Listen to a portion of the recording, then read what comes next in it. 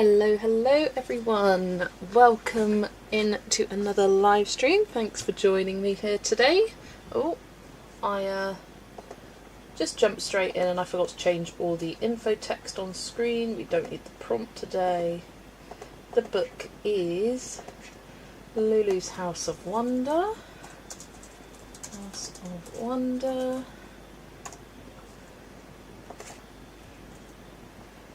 And the pencils I'm using are mainly the Black Widows. I've got one Artex, but yeah, Black Widows. There we go. Get rid of that. There we are.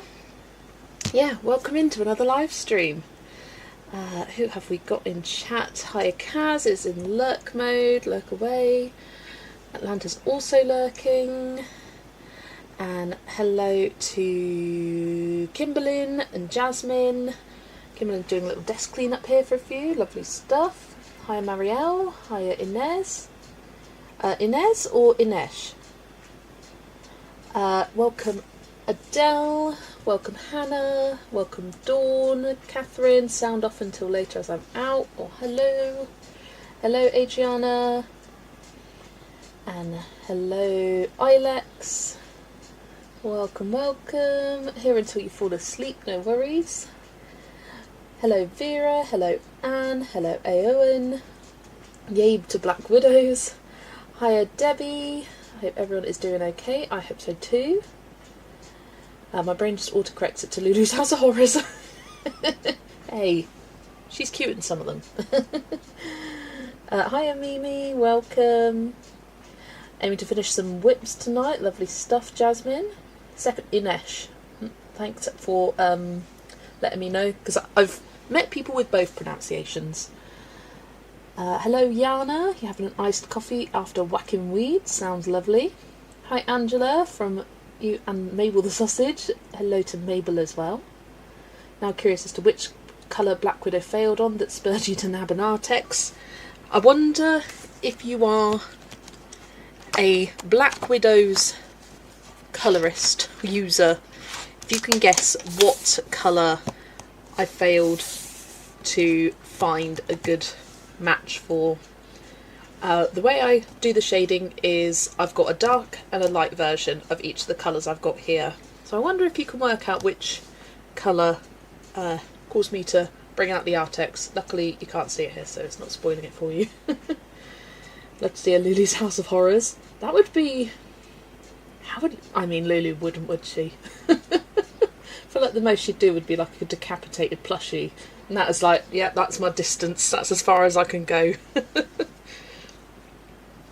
yeah, I thought I would start off this live stream by sharing a favourite page from the week. I cannot remember whose I was in. Was it Vera? Was it Yolanda? Was it... I think it was Vera's live stream recently, and she shared a favourite page from the last week, and I thought, that's fun, I can do that. And I don't know what I'm going to pick. I'm just having a look at my journal to spark some inspiration. How many have I done this last week? Hello Paulina, welcome, welcome. Oh, it was Helen's stream, thank you, yes, that was right. I was like, I knew it didn't feel right with Vera. I knew I was wrong, but I was like, it might have been. What was the start of this week? What day was it? The 13th. So from here, so I did a bunch of small victory pages on Monday. Did Witches and Familiars, 50 Zodiac Miniatures, Kawaii Tarot. Did the Matchstick Mouse Snail Mail from last month, Colouring the Year, Cats 2025, Midsummer Relaxation. It's going to be one of the last two pages I coloured. Either The Wondrous Folk or Dragon Spell. So I'm going to show both. They're both my favourites. I'm going to have a hard time picking between them at the end of the month, that's for sure. Hello Brittany, welcome, welcome. What shall I show first? I'll show Wondrous Folk first. As you may have seen this, as Adri shared it on her Instagram, I was watching Adri's stream on Wednesday and she was colouring this page and I was like, yep, I want to join you. And it was this one of Nala from Wondrous Folk. And I think this is the best skin tone I've ever coloured. I am so pleased with it. The only slight niggle I have is that the blush is a bit uneven, but hey, that's natural in it. But yeah, I really, really enjoyed doing this. I was inspired by Adri's colour combo for the hair, so took that from her, and then the rest of it I coloured in my own way. And he's letting me sit on a bench, so look, made off for now. Lovely stuff. Yeah, I was really, really pleased with this. All polychromos, and then gold metallic gel pen. I kind of fluffed up the earrings a bit. I think I need to go over with another layer because I coloured them in gold originally, and then it just didn't match with the rest of the page. So I was like, right, let's go over with glitter gel pen. And then it just looked weird, and I was like, why did I do that? So I was like, go over the entire thing with gold. But yeah, she's got a lot of glitter on this as well. I outlined every single... This top took bloody forever. And I hated doing it, but it looks really good done. The glitter doesn't like picking up on this camera, but it's outlined with glitter gel pen. She's almost your skin tone. Beautiful. And welcome in, Deanne. I used polychromos. So this was the colours Walnut Brown, Van Dyke Brown, Nougat, and a tiny bit of ivory for the highlights. Literally only a tiny bit. Yana just received the new Paula Brune book, and it is amazing. Bound so pages lay flat, 300 GSM paper, and incredible illustrations. Jardin Japonais. She never fails to amaze. Yes, I did see that flip through online. It looks like incredible. Incredible artwork. That is one favourite. And the other favourite I've just finished, and it's this one. I had an inspiration picture for this, and you can see the shinies. I kind of regret what I did with the wings. I wish I'd just left them as is, because I did kind of prefer it then. I tried doing the opal watercolours over all these stripes, and it looked awful. So then I went over it with a CSY metallic, and it does look better, but I wish I'd done it. I wish I'd just left it as it was, but hey ho. You win some, you lose some. I'm still really pleased with this. Actually, I think now showing this, I am more proud of the portrait from Wondrous Folk. Although I do love this, and I really enjoyed colouring it. But yeah, I had a inspiration photo. Oh, I've got a speck of watercolour there. I accidentally dropped it. Yeah. Yeah, I had an inspiration photo, which I will share during the complete pages. Yeah, I shared this with the Dragon Spell group. For once, I actually finished it on the day it's quote-unquote due. Yeah, it's super shiny. Shiny! I like how it's actually shining in the camera here. Right, let's put a date on it, because I've taken a picture now. What's the date today? The 24th. And when I was doing it, I had an idea for next month's page. And so I've already got a colour palette ready for it.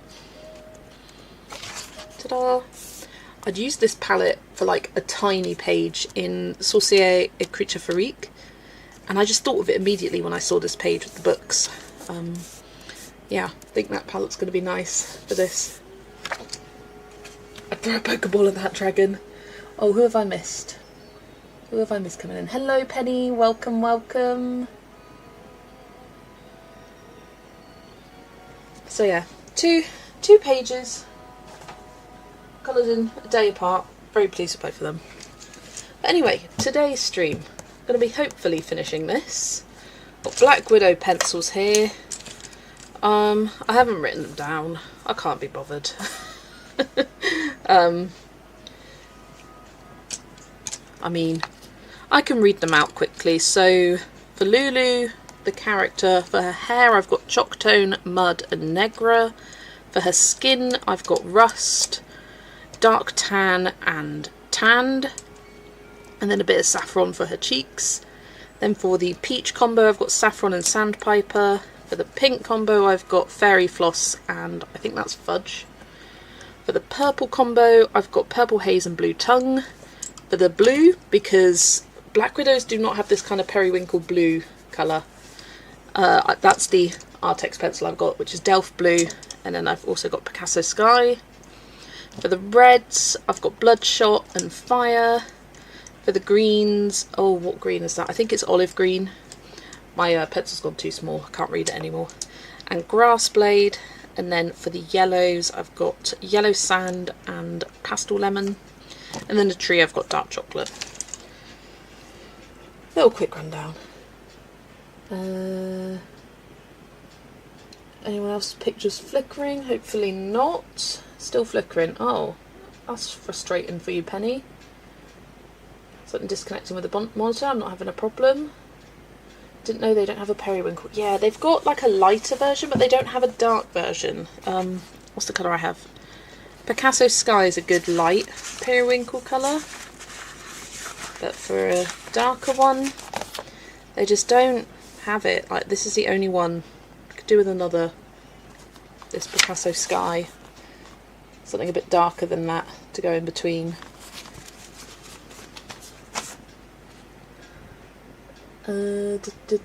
Struggling to like my own pages. I think, oh, this looks lovely, and my brain immediately goes, no, that's selfish and rude. Quick, find some fault. No, Adele, you're allowed to like what you've done. You're allowed to be critical of your work and think you can do a better job, but you're also allowed to like what you've done. Yeah, we are our own worst critics, but you need to stop doing that. Your colouring has gotten so good in the time I've known you. Absolutely. I absolutely loved your page. The cat. The Predator versus Prey hashtag thing. Oh, gorgeous. Gorgeous, gorgeous. Right, what am I going to start with? I think I'm going to start with Lulu because it's bothering me that she has no colour on her yet. I've got to remember how I did this. I think I... oh, hang on. There's my scrap paper. There we go. I'll just go over with a light layer of the rust.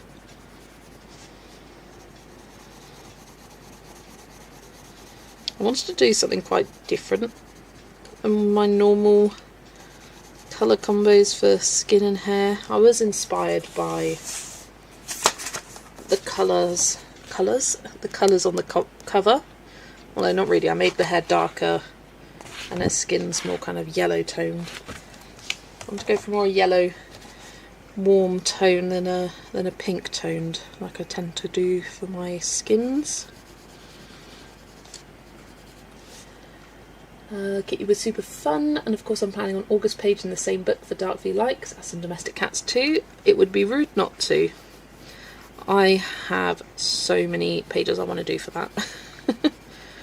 I've got a kind of buddy page, kind of Vera, in the Small World Special by Colouring Heaven. That's for the dog side, but then I want to do lots of cats. I'll do one dog, you know, represent the dogs, and the rest will be cats, because I am a cat person.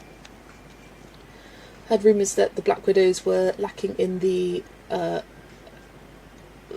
Azul department. Oh well, I still want the full set.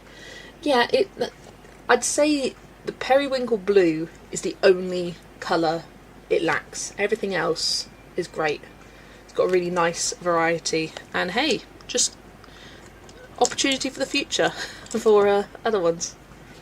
I have to check if I put that buddy in my Excel sheet. I need to remember all my buddy colours. So I planned a few, not too many, so I'm still keeping them light. Alright, just adding her rosy cheeks now. Just doing quite graphic oval shapes. Switch to my tablet and the flickering has gone away. Good stuff. Is it tablecloth? Oh, I see the missing shade is blue. Is it the tablecloth shade? Yeah, so just the like darker shade for the blues that I've got in here. This one's good for the light, but not for the dark. Just have two planned for now. Totally fine with that. Lovely stuff. Still holding out for the platypus set. I did see somewhat rumours going around at one point of potential new sets coming out. Don't know if that will or is coming to fruition.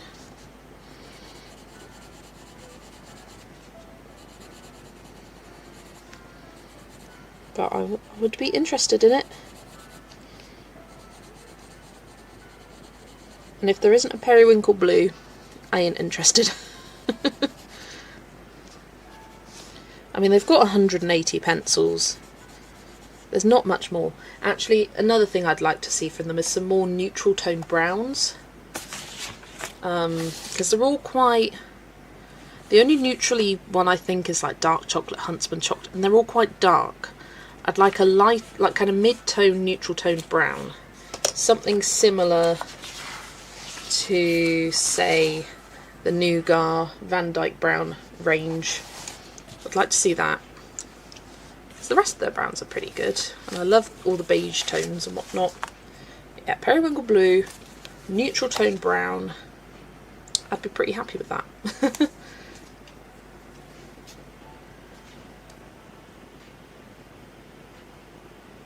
I've multiple buddies planned with Yolanda, and turns out it was a bad combo because we're both slackers. I think she started one of those and I did literally nothing.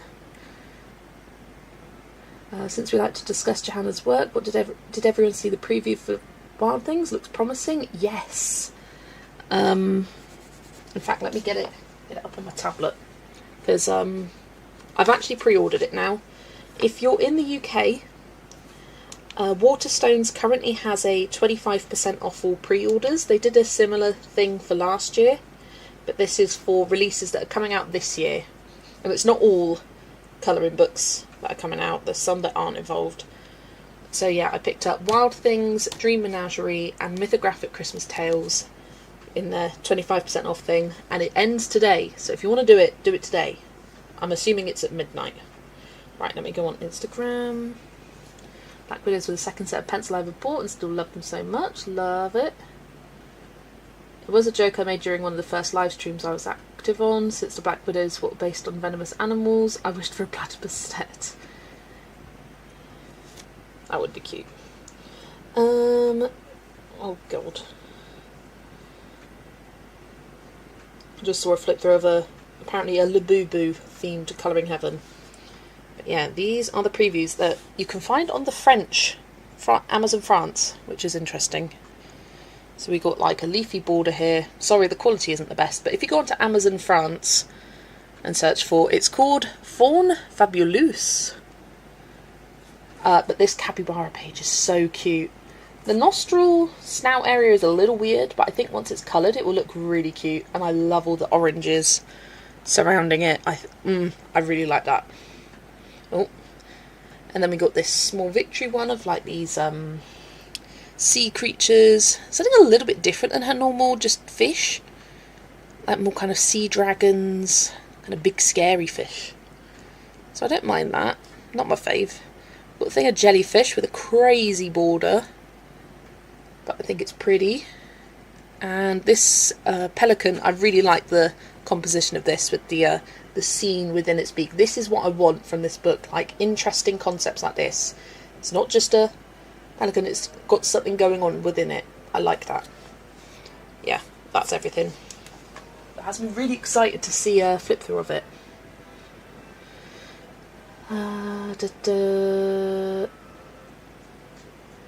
Hello Ada, welcome. Nice to see you.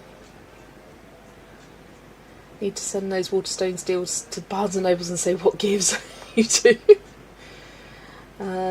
Saw them and it does look promising. It has that detailed jellyfish page and it looks amazing. It does.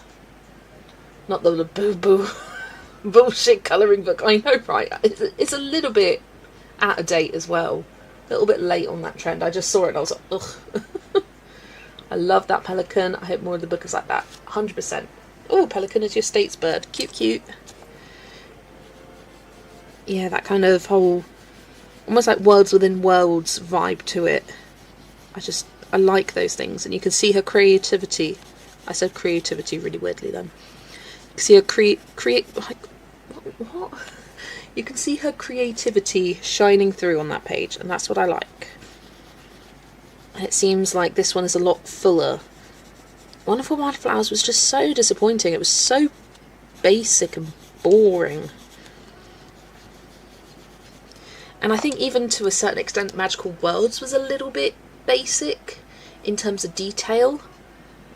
I like a lot of the pages, and some of the pages are really fun, but a lot of them were ideas she's used before, a lot of them had small victories on the pages, which I thought was a bit disappointing. But yeah, this one, oh, I don't want to have high hopes, but hey, I do. I have high hopes because I know she can do better. That's why I have high hopes. Wait, it's Lafufu. Oh, same thing. Same thing, different name. But still, a little bit past its peak of popular culture. That badger has seen so much. Don't mind it. It's just enjoying its biscuit and this little picnic. I'm going to keep quiet, eat my biscuit here. It's wearing Wisconsin colours, sort of. He has the right hat on. Cute.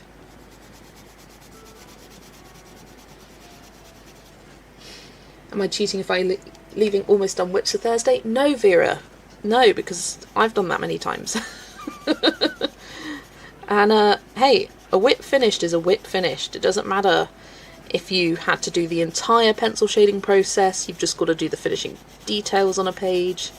Or what. It doesn't matter. I think I'm going to have a lot of easy finishes. Still got a lot of pages that I've based. And still not many that are actually done. I'm thinking, what did I share in my whips of the week? Most of that is still whipping.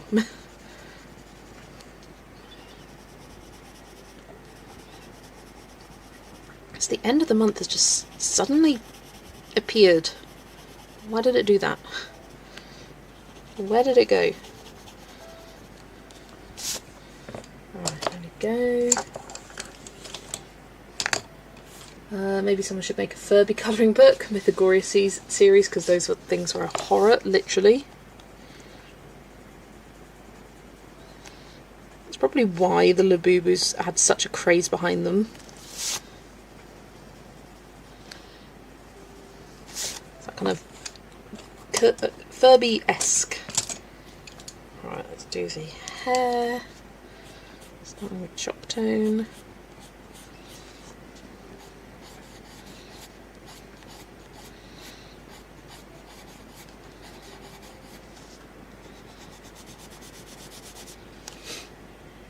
Hi Kate, welcome, welcome, nice to see you. Vera's got 2 easy finishes, now maybe 3, sounds perfect. Now that the trend slowed down and no one has big feelings, did anyone actually like the Labubus, or was it just everywhere, so you got it, if anyone here did? I didn't get it. I didn't think it was the worst thing in the world, but I wasn't obsessed with it. There's very few things that would get me into a frenzy and make me want to go out and buy it for that kind of thing. Even if it was something I'd loved, I probably would be like, nah, I don't really need it, let's be real. Late Gen Z alpha Furbies, literally, they are. Never understood at Labubus, no. Never had one too old. The Cabbage Patch generation, there you go.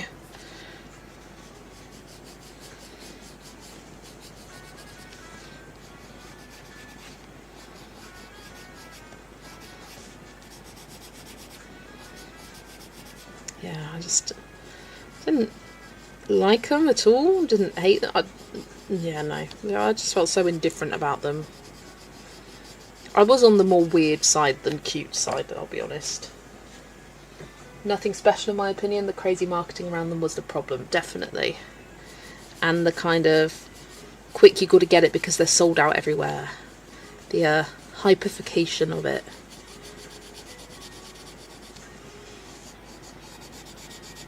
And weren't they like a blind box thing? That's just become so popular in today's age, like the filming of yourself, opening it up, putting it on TikTok or whatever, which also leads to the hype factor. The fact that, oh, this isn't my favourite, let's buy another one, let's buy another one, let's buy another one. It's all too much. Planned scarcity, yeah. What's worse is there's now a trendy toy called Juju, but unlike Labubu, it was designed with AI, so please do not get one. Oh, interesting. Hadn't heard of that. Hello, Chris. Welcome.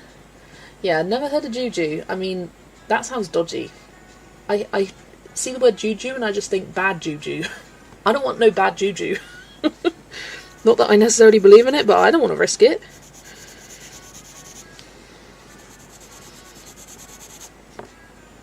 And hello, Jeanette. Welcome. My day we'd get a Furby with a McDonald's Happy Meal and we were happy with it, or else. Yeah. They recently did like Squishmallows collaboration with Happy Meals, and I was like, for once this is actually quite cute.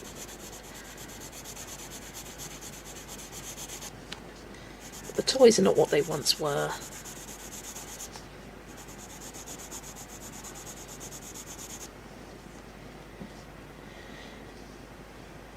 Kind of like rabbits, like if you deconstructed My Melody. That sounds disgusting. Hiya Amy, welcome, welcome. Vera Esmeralda Zookeeper, that is her formal name.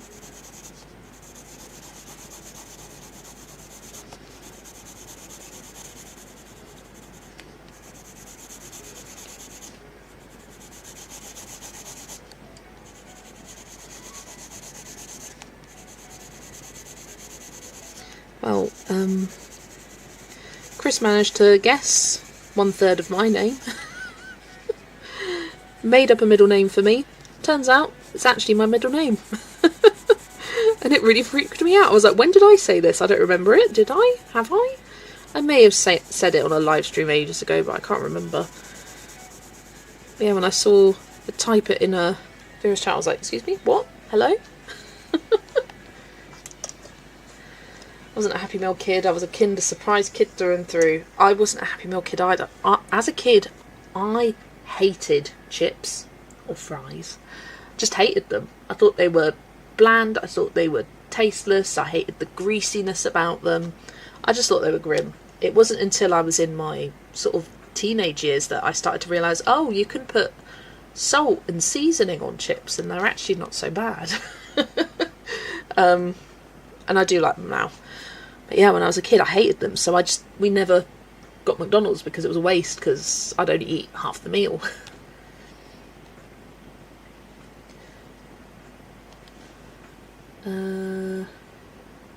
What was the question, Amy? Oh, what is your favourite animal, Vera? That's a mean question, that is. Okay then, what if you were an animal, what would you be? It's just as hard.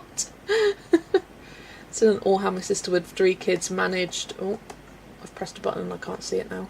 Managed to avoid laboobos, maybe limiting screen time for kids to do work. Yeah, probably. That helps. And the thing is, when you got kids, as a parent, you can just say no. I know my mum did, and I turned out alright. You can just say no. You don't have to give in to them. Right, what do I want to do now? I'm going to do the birdies. Birds. The one singular Artex pencil on the page.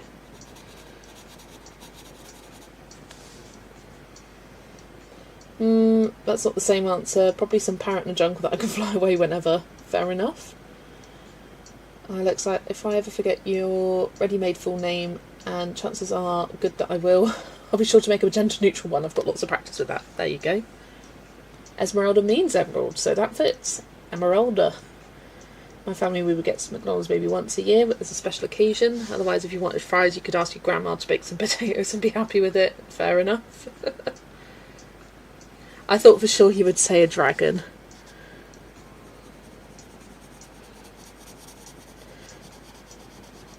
Yeah, I feel like it's quite a common thing for people to have favourite animal. But for Vera, no. That is like saying, what's your favourite child? It's the equivalent for Vera, I feel.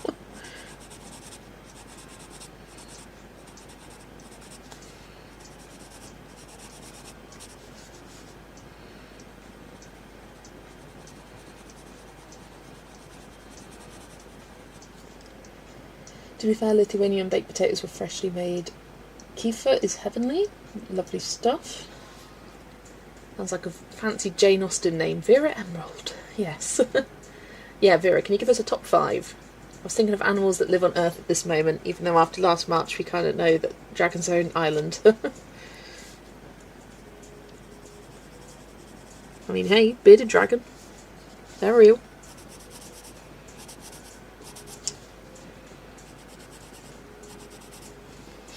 Question back, favourite animal or favourite animal people keep as pets? That's easy for me. Favourite animal? Meerkat. Favourite animal kept as pet? Cat. If it's got cat in the name, that's my favourite.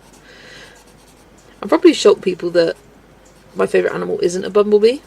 It's probably my second favourite. It probably goes meerkat, bee, then cat.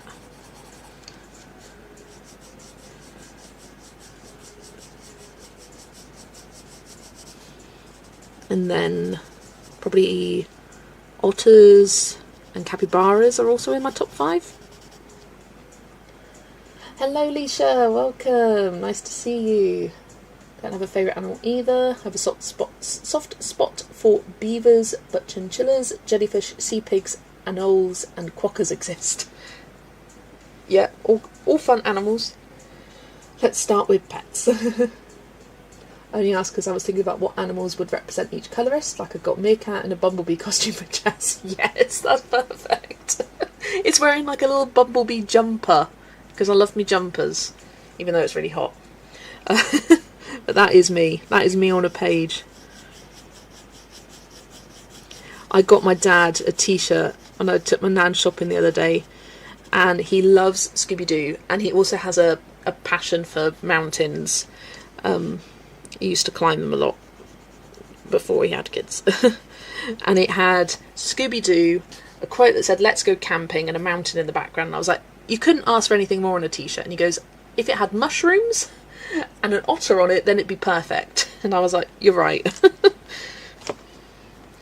So now I feel like I've got to commission a t-shirt that involves that. Scooby-Doo, mountains, mushrooms, and an otter. And maybe a tree, because he likes trees. Yeah, quokkas. A justice for alpacas. Do I know maras? No. Talking about bearded dragons, I was a little upset UCQ named her pages in Witches and Familiars lizard when it's clearly a bearded dragon. Yeah, it doesn't look like a lizard. Otters are utterly adorable, for sure. Who is it? Someone's got a hashtag next month for otters and owls, and I will be participating in that and colouring in utterly adorable. I don't know why I'm waving my pencil like this, but pets for me are dogs and rats. Fair enough. I love them all. How could I forget about owls, ravens, axolotls and moths too? That's the trouble. I know bearded dragons are lizards, but it's so vague. It's like naming the mouse page rodent. Very true. Jess, you should do a quick tips Tuesday on how to scan and print a page you've coloured to give someone as a gift. Oh, there's no quick tip to be had there. I went to Tesco. I said, here's my book, and they scanned it and printed it for me. That's all I did. Took it to a print shop. If you're in the UK, Max Spielman is the name of the shop that's like within Tesco stores, which is a supermarket chain. That's how I did it, to give as a gift. So I did nothing other than go to Tesco.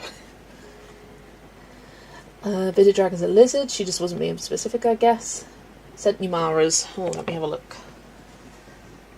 Need the hashtag. I have an adorable otter page planned for Vera's membership prompt. Perfect stuff. I can't remember where I saw it.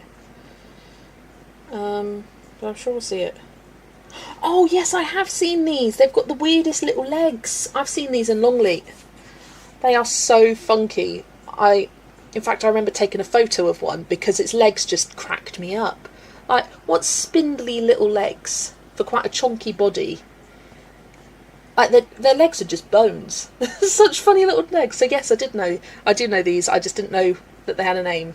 I want to see if I can find the picture that I've taken of one. Oh.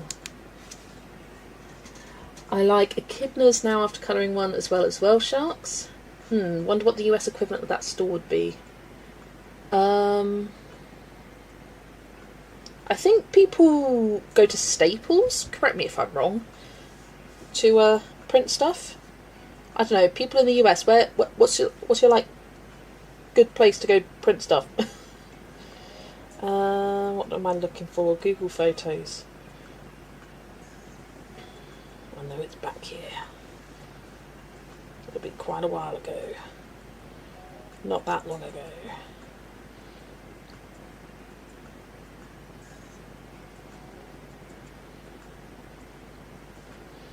Not that one either.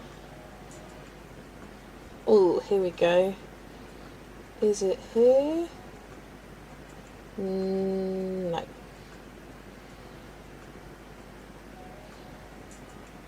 Got a meerkat though. She had my picture of a meerkat. Oh, get away. Whee!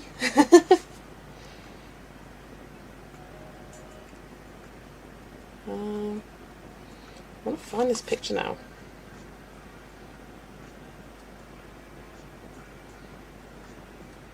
No, maybe I must have deleted it at some point. But it was really funny with its tiny little legs. You go to the library for printing. Yes, that's also. Did you print it as a photograph? No, they had a scanner there. They scanned it and then printed it on nice photo paper. It's a capybara crossed with a hare. It does look like it.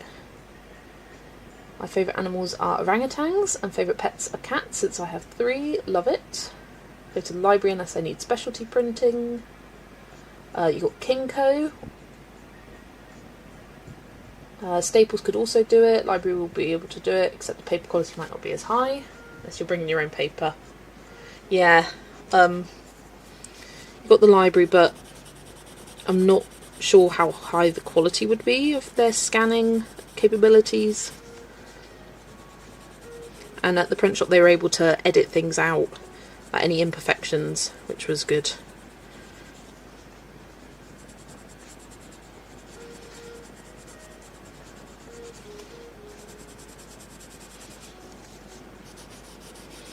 Just doing some shading on these white bits with the light blue shade.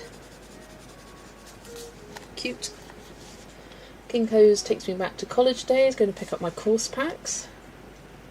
I've never heard of that, but there you go. Do you like sharks? They're amazing and very misunderstood.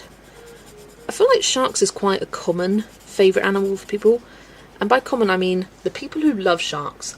Like that is their personality.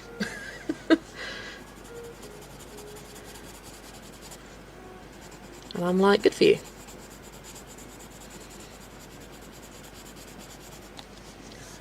Bye Dawn, take care. I'll see you soon. Walrus, elephant seals and sea lions. You like your aquatic animals? I haven't seen yeah. You will take an aquatic animal unless it's an otter. And then it's a yes for me. But hey, it's still a mammal. I prefer my mammals, I'll be honest.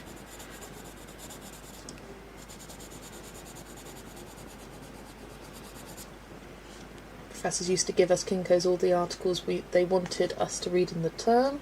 Kinkos would print them and bind them for us, before the internet. Yeah, I'm sorry. I went to my university library a lot. Didn't read anything there. It was all online.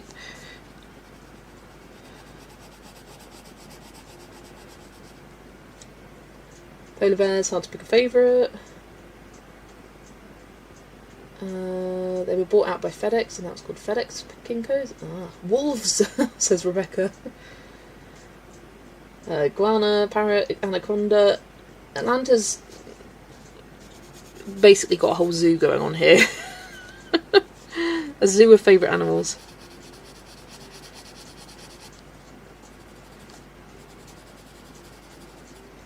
Cows, especially Highland cows, they are cute. Love a Highland cow. Wait, I forgot axolotls. They're so weird and cute and fantastic. They are the craziest little creatures, aren't they? They're kind of just bizarre. I think they're the closest thing that we have to aliens.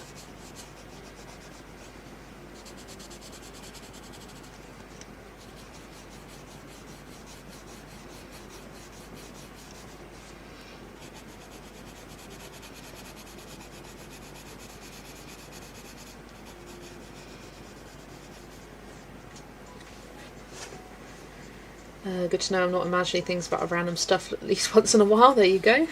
Seals. Seals are very cute. And I like seal lions. I don't know why I called them seal lions. Sea lions. That reminds me of Longleat as well. Going on my brakes and just hearing the just like, shut up for once. Shut up, Buster. That was the noisy one's name.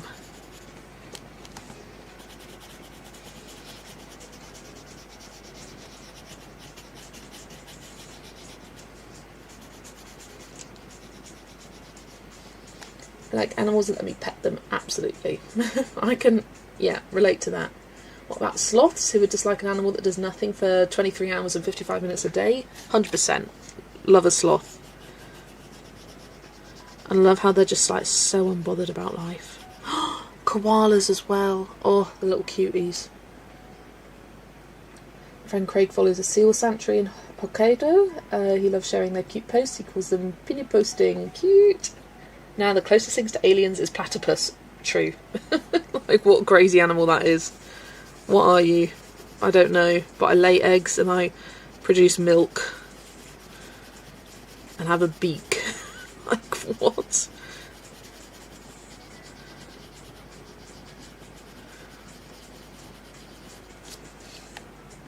I joke that God must have spoken to Fat One before creating platypus. Yeah, I think God saw that this whole like animal classification system was coming off and thought, nah, let's throw him off. Throw a curveball, put the platypus in there. Put the platypus in there and also put the dolphin in there. Because why is that a mammal? That's crazy. Charlie loves everything in the water. He's like a sponge learning. Oh, got to see one in the wild in Costa Rica. Very, very cool animal.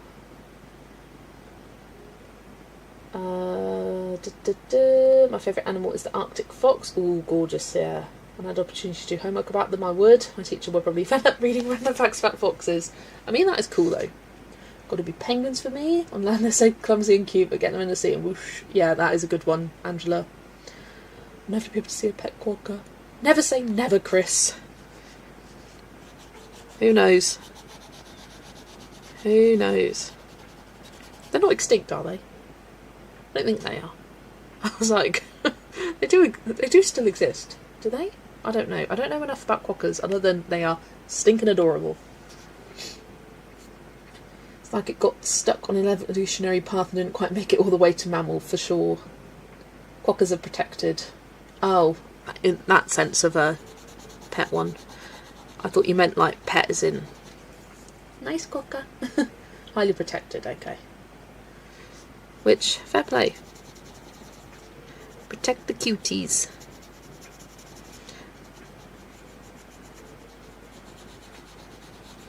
I feel like I've never heard so much about quokkas than in the last, 6 months. I feel like they've come to the forefront of my mind, at least.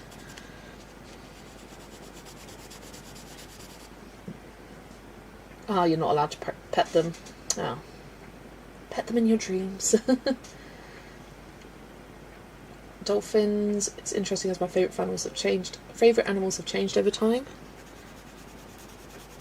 I don't even know what my favourite animal was when I was a kid, because it wasn't a meerkat. Meerkats were sort of became my favourite when I was in my teens. I had a box set of Meerkat Manor on DVD that I would watch when I was ill, as it was a comfort show for me, but nothing did traumatise me like Shakespeare getting killed by a snake. If you've seen it, you know. And also the matriarch killing all the babies. Oh, and you just see them. I shouldn't talk about this stuff, it makes me upset. But when you're ill, and for me at the time, if I was ill, it was because I was extremely hormonal. I had very bad periods as a teen.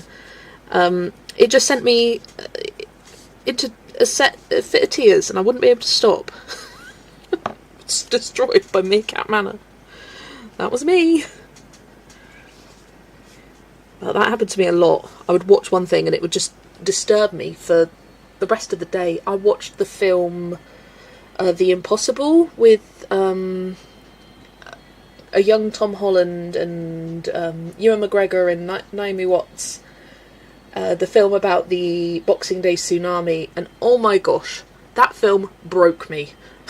I think I must have been 14 or something at the time when I watched it. I watched the ending of them all reuniting at the end, and I was just in floods of tears. I couldn't stop. I got very emotional back then. I've been advocating for a colouring book of quokkas since I first started yammering out loud on YouTube. Yeah, you are the quokka advocate. And I appreciate that, because they are cute. It would be great to see it. I wish I could pet it, but will never be able to. Animal is a palace cat. Cute. Quokkas, however, do have supernatural enemies. Bunyips and drop bears hunt them. Oh. Chris, you need to get RJ to draw some. Yes! That would be your best chance. And if Joe asked, he might do it, or Amy Ward. She wrote RJ about doing some Christmas pages that were summer Christmas pages, and that section of Tiny Tales 3 showed up. Oh, cute. Snow leopard in that I want to pet it but don't, and lynx. Basically any big cat that could rip your arm off. I'd like to pet those. Right, I think I will do... Who's the person that does the good Pakibara? No, that's... No, not right to say that. Capybara. Rob Parkinson. Yeah, let's hit up Rob. Also, what's happened to Rob? He did this one book. It was adorable. We loved it. Where's he gone? Where's he gone? What's he doing? What's his life? Give us another one. Give us quokka cuties. Give us otter cuties. Give us fox cuties. Give us all the cuties. Yeah, it's Rob Parkinson. It's the only one he's done. And it upsets me, because it's the best by far. Ooh, that reminds me, I did see there's some preview images of some of the new Cuties books, and I thought they were interesting. I don't think I'll be getting them, but I thought they were interesting. I haven't seen any yet of the... Where's Amazon? Have I not got it on here? I could have sworn I downloaded Amazon. Oh, maybe I didn't. I know where I can access it. Have lots of behind the scenes involvement with dolphins in the Bahamas. Cute. That is amazing. Gorillas and chimps always amaze me. Ah, yeah. Like how you're using the yellow. Thank you, thank you. Let's go on to me. Let's go on to my live. Go to the description. And go to my upcoming Amazon releases.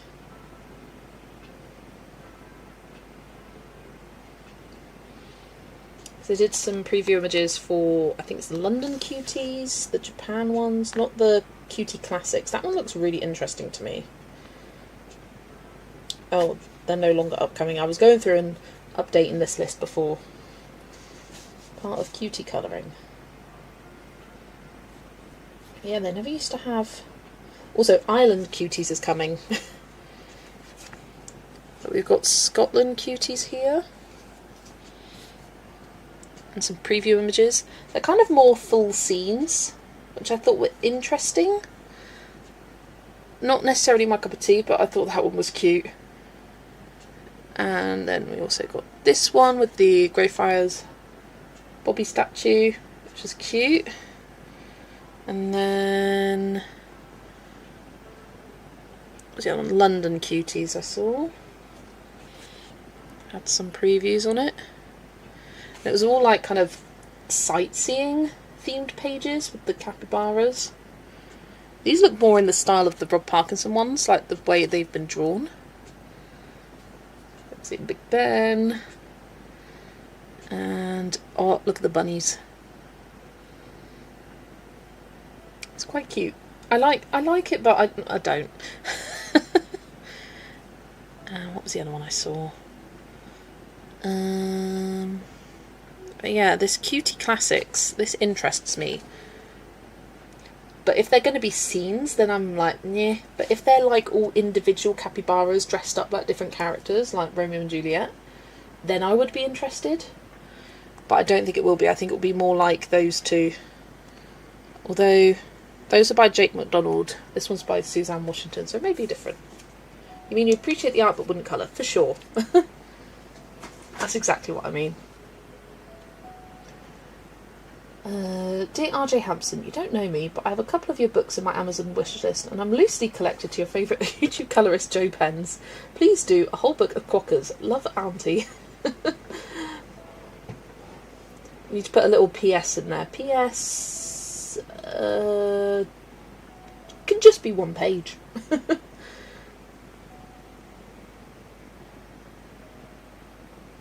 You might not get a whole book, but maybe a section in a future Tiny Tales. That, yeah, possibility.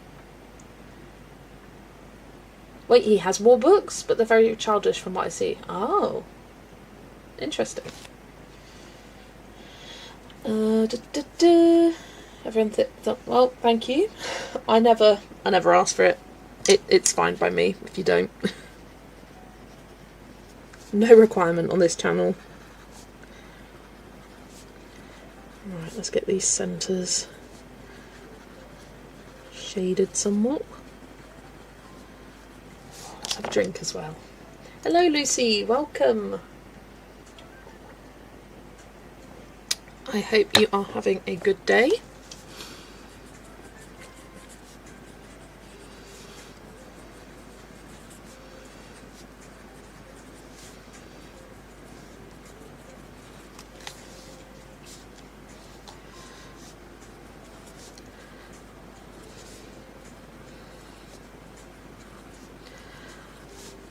Who is ready for tomorrow? Because I'm going to be here all day. If you're in the UK, that is all day. 10 till 10. Bookmark Bonanza number 2.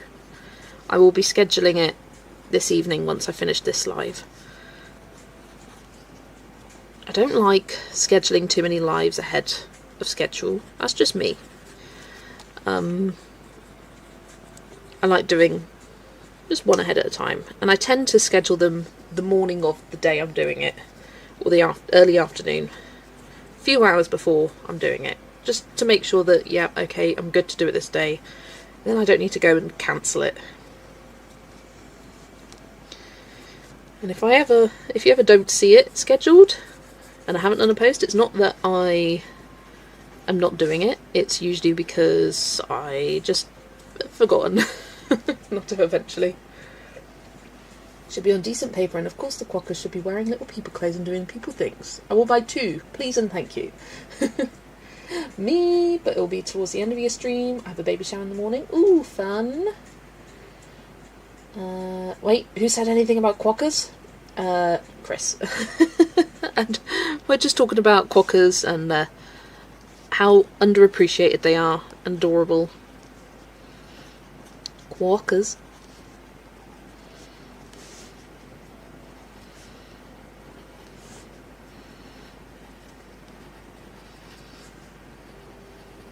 I've been a bit obsessed watching these like clay shorts, like making food theme animals from A to Z, making worry stones from A to Z, making just whatever A to Z.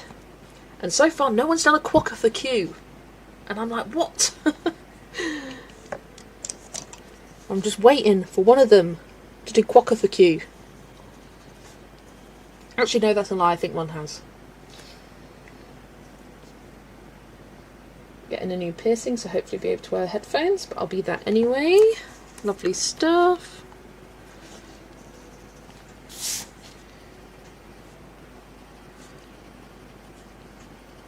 I am bored of these centres, and me colouring this is not really doing much for it. Okay, do it quick and it'll be over soon. Camellia should have done that. Yes. Lulu Mayo. 1,000,000 Quokkas. Bit niche. Think it should come after 1,000,000 ambiguous rodents, but hey. It should be on the list. There's an animal that starts with Q. Quokkas, quints, I've seen in these series. What's another one? Quail. Sorry, I kind of shouted that. I was like, what's in 26 letters? That's kind of my basis of it. Quail. Right, so let's do the blue centres as well.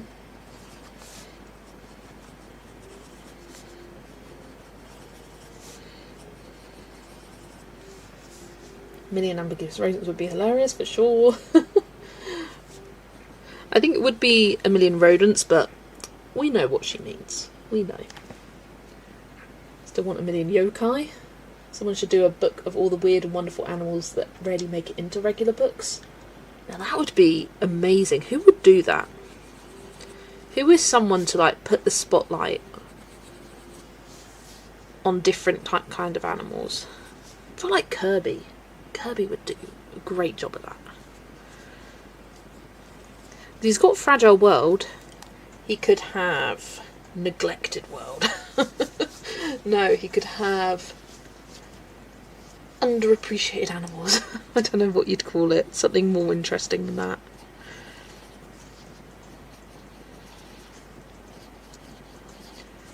You'd have to have the platypus in there. Like, just basically any animal that you've never seen on a colouring page is in that book. Like the most random, weird little animals you've ever seen. Hello Helen, welcome. I am good. Don't apologise for being late. I did do a little segment at the start inspired by you, although I couldn't remember that it was you. But I was reminded. I showed off my favourite page for the week, or 2 pages, because I couldn't decide, but I think I have decided now. And I think my favourite page from last week was also a Christine Karen. I just love Christine Karen. And I think it is the artwork that makes me love colouring in them and the finished results so much. But I find when I start a Christine Karen, I can't do anything else. I need to finish it. I will go to bed. I will do that. But the next day, the first thing I'll do is come back to it. Ooh, yay, it was me! I'll have to rewatch the start. Yeah, you can skip the first 5 minutes or so. You do need to get a Christine Karen. It's like adding to the list of now 57 plus 1 reasons of why Helen wants to get a Christine Karen. I feel like every stream you're in, Helen, someone's convincing you to get a Christine Karen. But I love them. And I was having a look through today for the next prompt for the Christine Karen Collective. They do ask that we don't share it until after the 1st, so I will keep to that.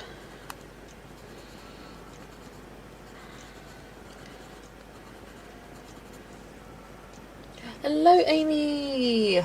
Lovely to see you. After he releases the summer Christmas I've nagged for, I'll ask for that next. Perfect. We were just referring to you and your persuasive abilities with RJ. Vera's off to bed, thanks for streaming. Slap Lecker, and have a good day at work tomorrow. Because I think you said you're working. Petition for a million rodents of the world book. Yes, yes, yes.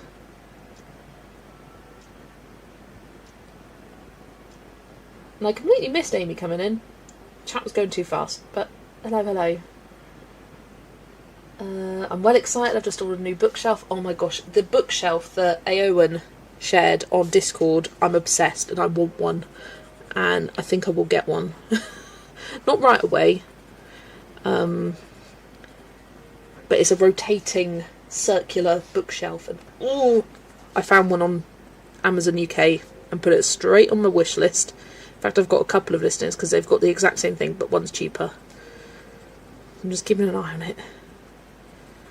The price drops at any point, I might just snatch it up. It won't fit in this room, unless I move some bits around. I ain't got much room in this room, but when I eventually move to the craft room, go in there. And the idea is to put like all the like project books, my favourites potentially. Because I am starting to run out of room on my bookcase. A combined bookshelf and bookcase. Bookcase. Starting to run out of room there. And it's starting to run out of room to the point where I'm like, right, how am I going to organise this? Because it's organised. I've got 2 shelves for square books. I've already had to move some of my A4 books to a different shelf, and that upsets me. But I've got 2 shelves for, well, 1.5 shelves for Asian books. My shelf for hardback books is like jam-packed full now. I cannot fit any more. And I know I'll be getting more in the future, so I'm like, no, I'm going to have to split the hardback books over 2 shelves now, and it's the little things like that that just make my life so hard. Mine's from Debenhams, and it's a corner bookshelf. What channel page is it on? Oh, it was in Discord. You should just put a pic in Discord of my shelf. In fact, I will do that. I'll do that right now. Let's get up Discord. What was it in general? No, not in general. I'm going to put it in art tax. Ooh, Mimi sent a page. Pretty. I will share that in a second. Get my camera. I do have one more shelf than this, but it's for Disney books. I've got a 2 cube, and it's a different format to that. These are from B&Q. Need to rearrange shelves again. Yeah. I'm like, there's no point in me rearranging until I move, because I may have to rearrange things completely. But moving isn't going to happen for a while. Which channel? In Art Tax, yeah. Road Creek guys are here to dig out the tree roots and random concrete butts from the hell strip, and I'm getting topsoil. Whoop whoop.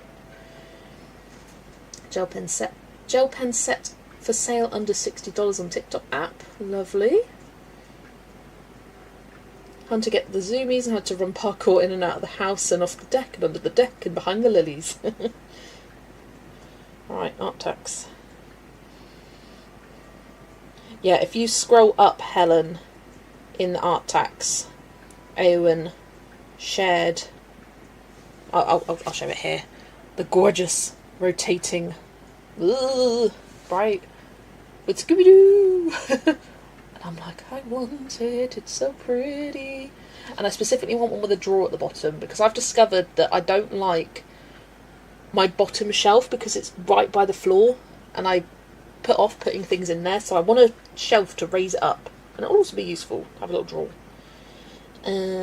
But let me show you Mimi's page. It is so cute. I was considering colouring this for this month actually, and I decided to do this one. But it's such a cute page.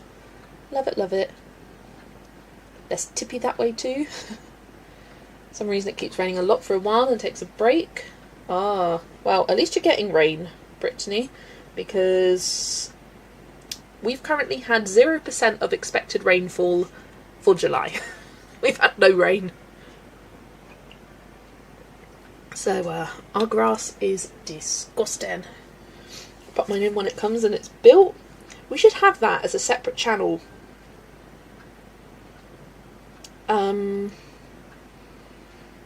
We should have a colouring space channel, or a colouring organisation. Ooh, yes, because then that could also, like, if you want to share swatch charts you've done, you could put it in there. If you want to share your shelf storage, you could put it in there.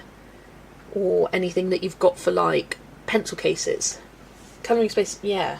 Yeah. Just art corner, yeah. I did buy a separate drawer pull because I didn't like the colour of the one that came with it. It was like $6. Eowyn, you are splashing the boat out there.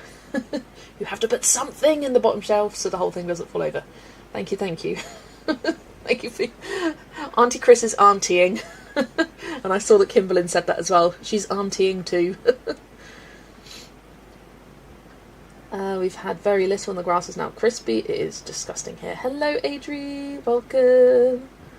I shared off the Nala page that I did at the start because it's my favourite I've done this week, for sure. And I loved watching your... What video was it? The one with your soft oil pastels. I was watching that whilst colouring last night. The talk of weird animals reminded me that I recently heard about the chevrotane? The chevrotane? The weird vampire-fanged mouse deer. What size is that animal? Is it the size of a mouse or is it the size of a deer? Like, what? I approve of this idea. Admin approved. See, the chat's going fast. It is. Love the storage. Oh, same. I saw that and I've become obsessed. It's been pretty chill till now. Yeah, we get talking about organisation and we get excited. At least I do. Oh, I was thinking today in the car, we've got to be reaching the best season of the year, and that is back to school stationery aisle season of the year at Tesco. Not that I tend to buy anything, but I just like to look at it and admire it. And I know it hasn't come because my mum will announce it to me. She always does. She goes, Jess, it's the best time of year. And I'm like, is it stationery aisle? And she goes, yes it is. They've got like Tesco, one of the big supermarket chains, they've got a big old seasonal aisle when you first walk into the shop.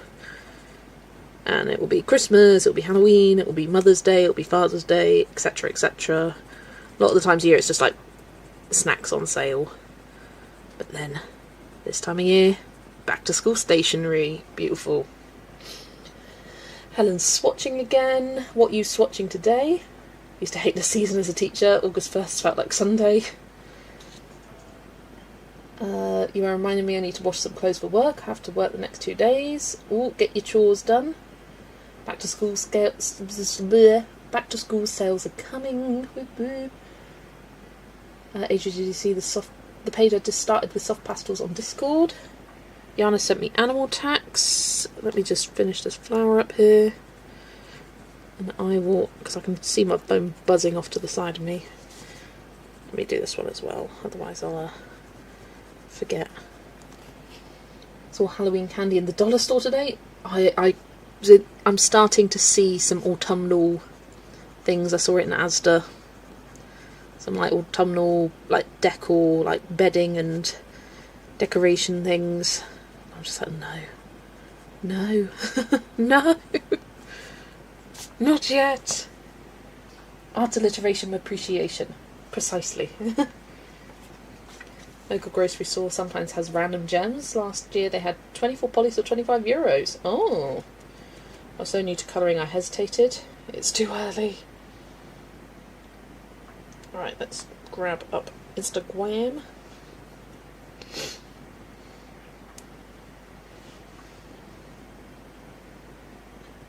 Yana has sent... Oh!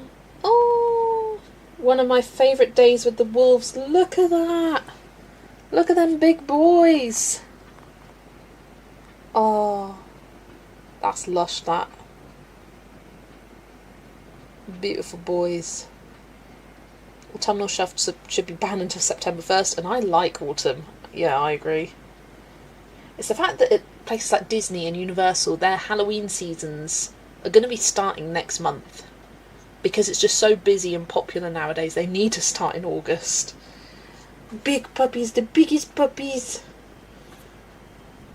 Then Helen, has bought, lovely stuff. Where did you say this was from? Debenhams?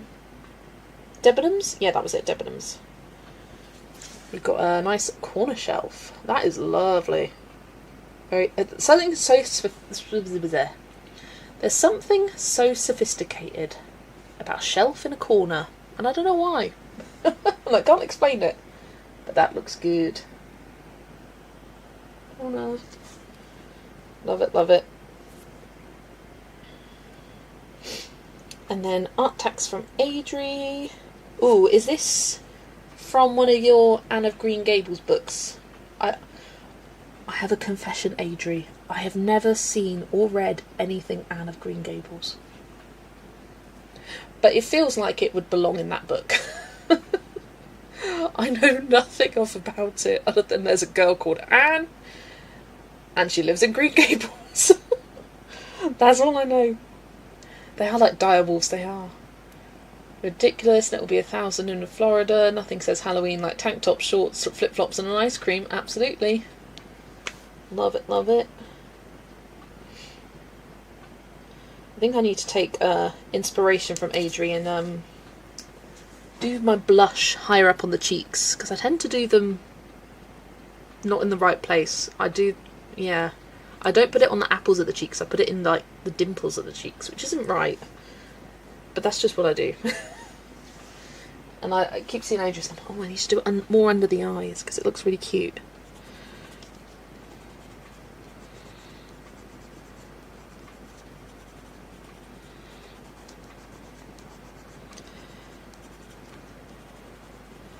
Yes, I am hoping I will finish this page off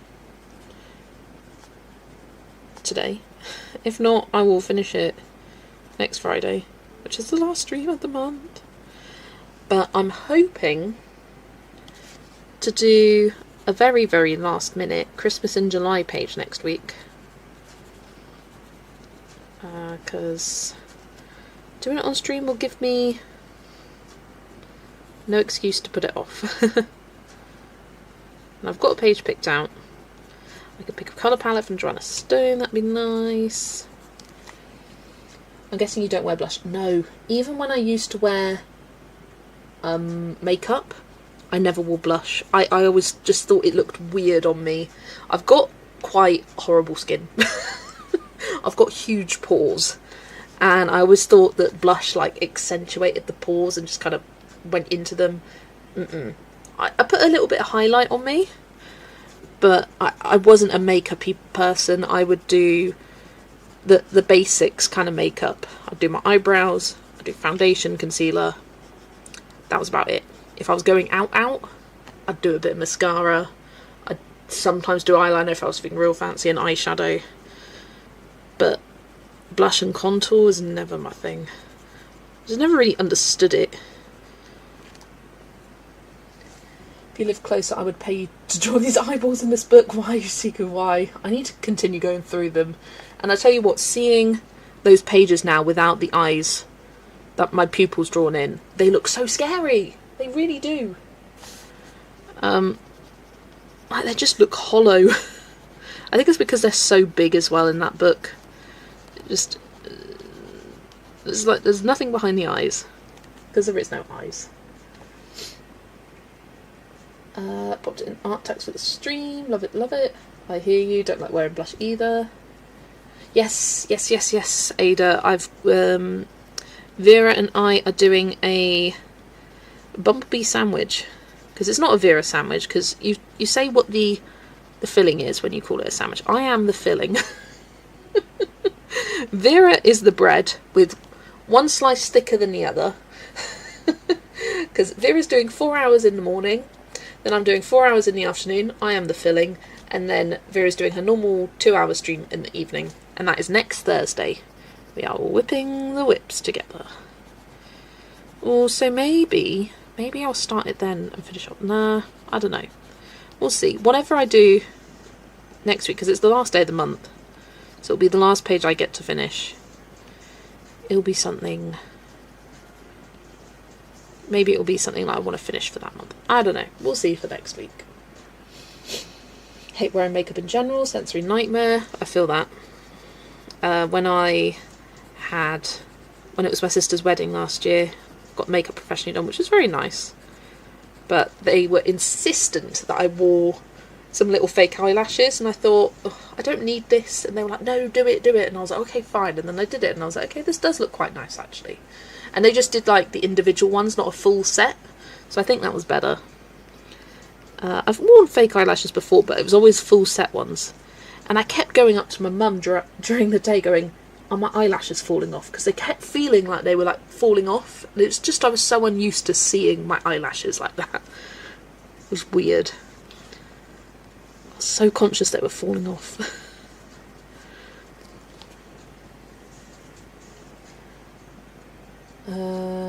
What did I miss? Tried learning makeup, but honestly I can't be asked. Why do I have to spend an hour drawing my face when I have one already? Yeah, feel that.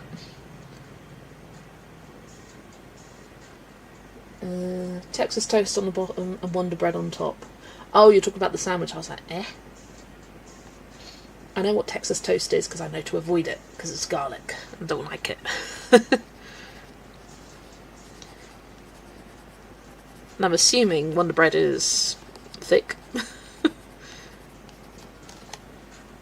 First whip of the evening complete. Lovely stuff, Jasmine. What book was that in? What page? I need to write my obligatory end of the month list very soon.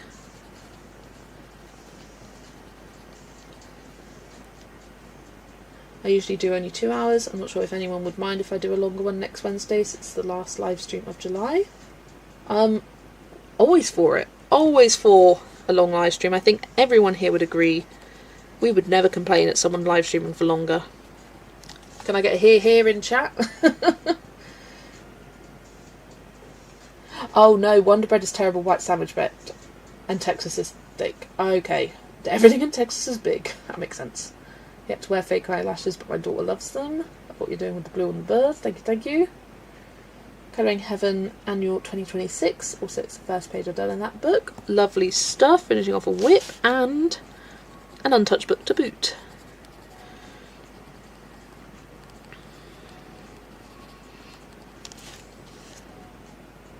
Texas is a state on steroids. If it's big, it's bigger in Texas. Here. Yes. But the same way, probably won't be wearing makeup again until I myself get married. And even then, I don't want a face full. Yeah. What I had done was pretty natural looking, because that's just me. I used to wear it every day I went to work, and then one day I got up late, didn't have time, and I thought, well, everyone's seen me without makeup now, and now it's just, I don't bother. Realise I really don't care. When I went to Disney, I did wear makeup, like just the basics kind of thing, because it does reduce the kind of sheen on the face. Makes your eyebrows look a bit better. Love Long Lives. It's like colouring with friends. Absolutely. It's just looking through the upcoming releases on Waterstones, and there's a Colour Me Valentine's by Cider Mill Press coming out. Ooh. Cute. Ironically, Texas is not the largest state. Alaska is. Yeah, you always forget that. Alex, stuff is bigger in Texas anyways, for sure. I had fake eyelashes for my wedding and I kept seeing them the whole time. It was a trip. Yeah. I was just so conscious that they were falling off more than anything. I didn't mind seeing them. Actually, no, I did. It was annoying.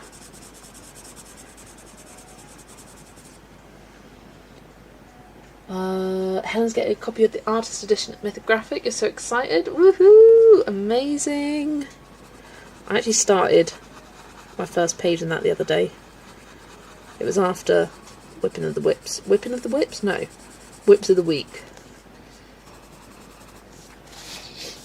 Used to have fun with makeup, but I hate having makeup on in the summer because I sweat it off, and it's not worth the trouble in the winter because I don't go places when it's cold. Yeah. Difference is in that in Alaska, not many people live there. Yeah, it's mostly just moose. All the moosies.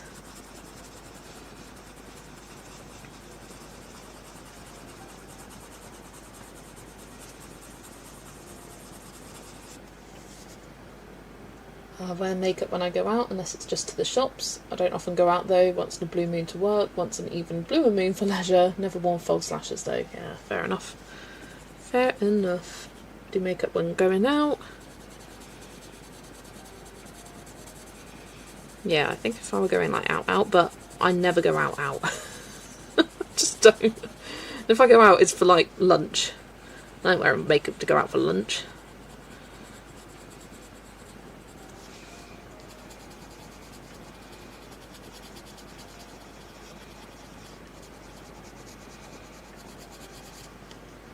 Gonna lurk for a bit, get this swatching done. Lovely stuff. Makeup is fun, but colour pencils and watercolour brushes are more fun. Yeah, I like doing fun eyeshadows on my Christine Karen portraits. That's fun. And I like doing the little eyeliner flicks and putting their lashes in. I really love doing the lashes on Christine Karen's pages, because I find once you've done the pencil over the top, it kind of like dulls the colour of the black of the eyelashes, so I add it back in, and it's really fun. I like doing that.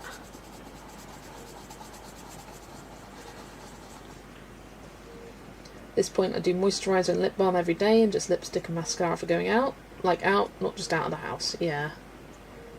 If I could do makeup, I'd become a drag artist in a heartbeat. Let's go.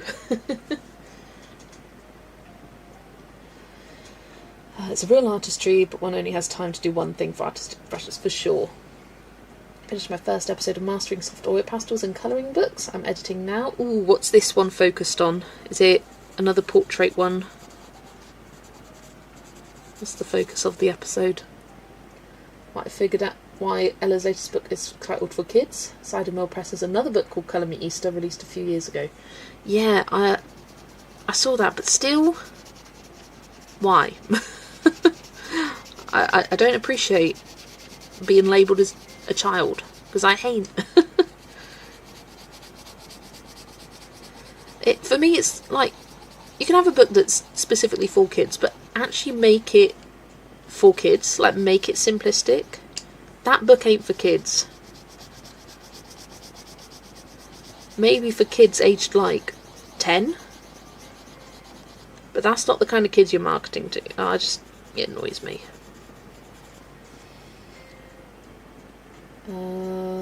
So they probably want to distinguish them somehow. Yeah. Oh, it's on Amazon paper, and the page is the one I sent you. Love it. Actually, I only think about lipstick on Zoom calls because the computer washes me out as I'm pale. Fair enough. Colour Me Easter for who pays the bills.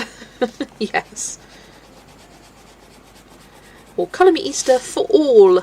It's for everyone. But not for young kids, because I ain't trusting them. A couple of friends want to go to cosmetology school, and I got to be practice dummy sometimes. That was forever ago. Having a facial for the first time was a revelation. Oh yeah, I've had one facial ever, and it was lovely. My skin has never felt so good.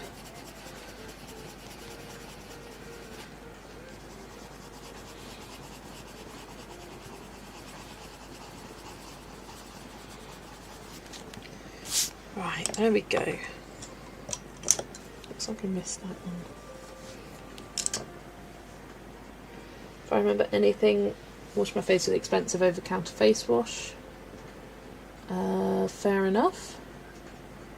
Why didn't you secret draw eyeballs in? Why? Yes, I know. Just give us a line. I know when she released Witches Around, which is the third of her Witches books, she did a kind of like a review of comments she'd previously got. One of them was that the line art was too thin, and so for that one she made it a lot thicker, which was a great change.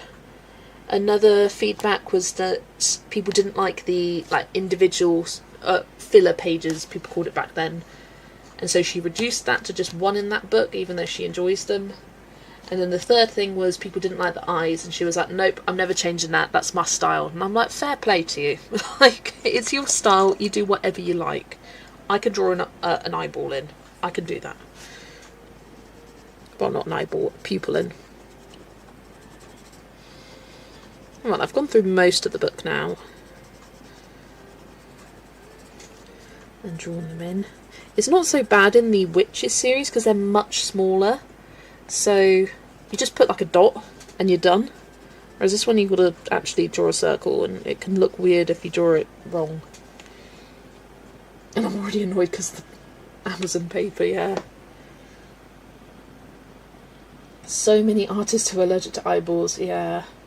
Morning, Ali. Good morning in New Zealand. We got 2 Kiwis in the chat, at least 2 that I know of. There could be others lurking, if so, hello. Being a colouring book illustrator just sounds as demanding, if not more demanding, than being a commissioned painter. Definitely. I mean, think of all the artists that we love and adore, and think of how much we critique them. Do they necessarily ask for these critiques? No. I'm thinking Johanna Basford, sold so many books, yet we critique. I critique from a place of loving, from a place of I want you to do better. But that must be hard, to have poured your heart and soul into a book and to be told it's boring and uninspired, even though these are opinions I should hold. But hey, that is the life of an artist. Like, not everything you create is going to appeal to everyone, and that is the harsh reality of being an artist. Everyone has such personal, unique tastes. What one person loves, another person hates. There are many portrait artists that I cannot stand, and other people absolutely adore them.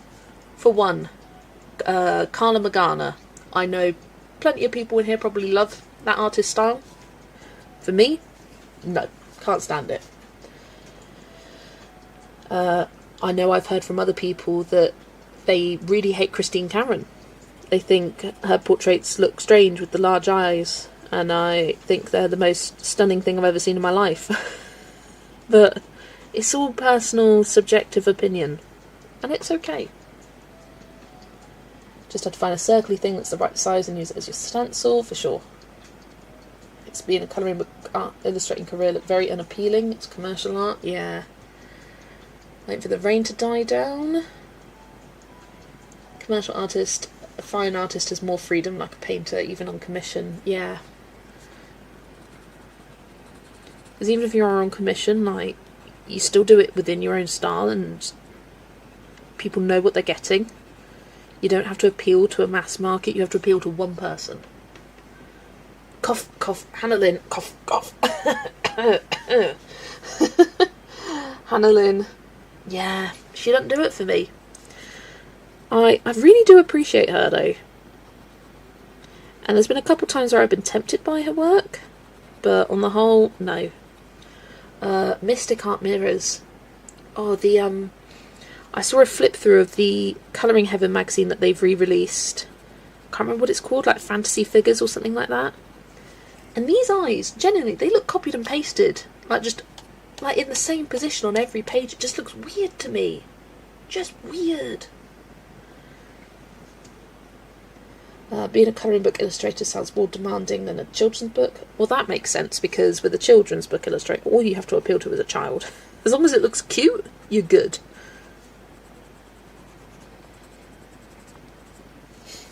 Not familiar with Hannah Lynn. Hannah Lynn is the one that does the pocket-sized books.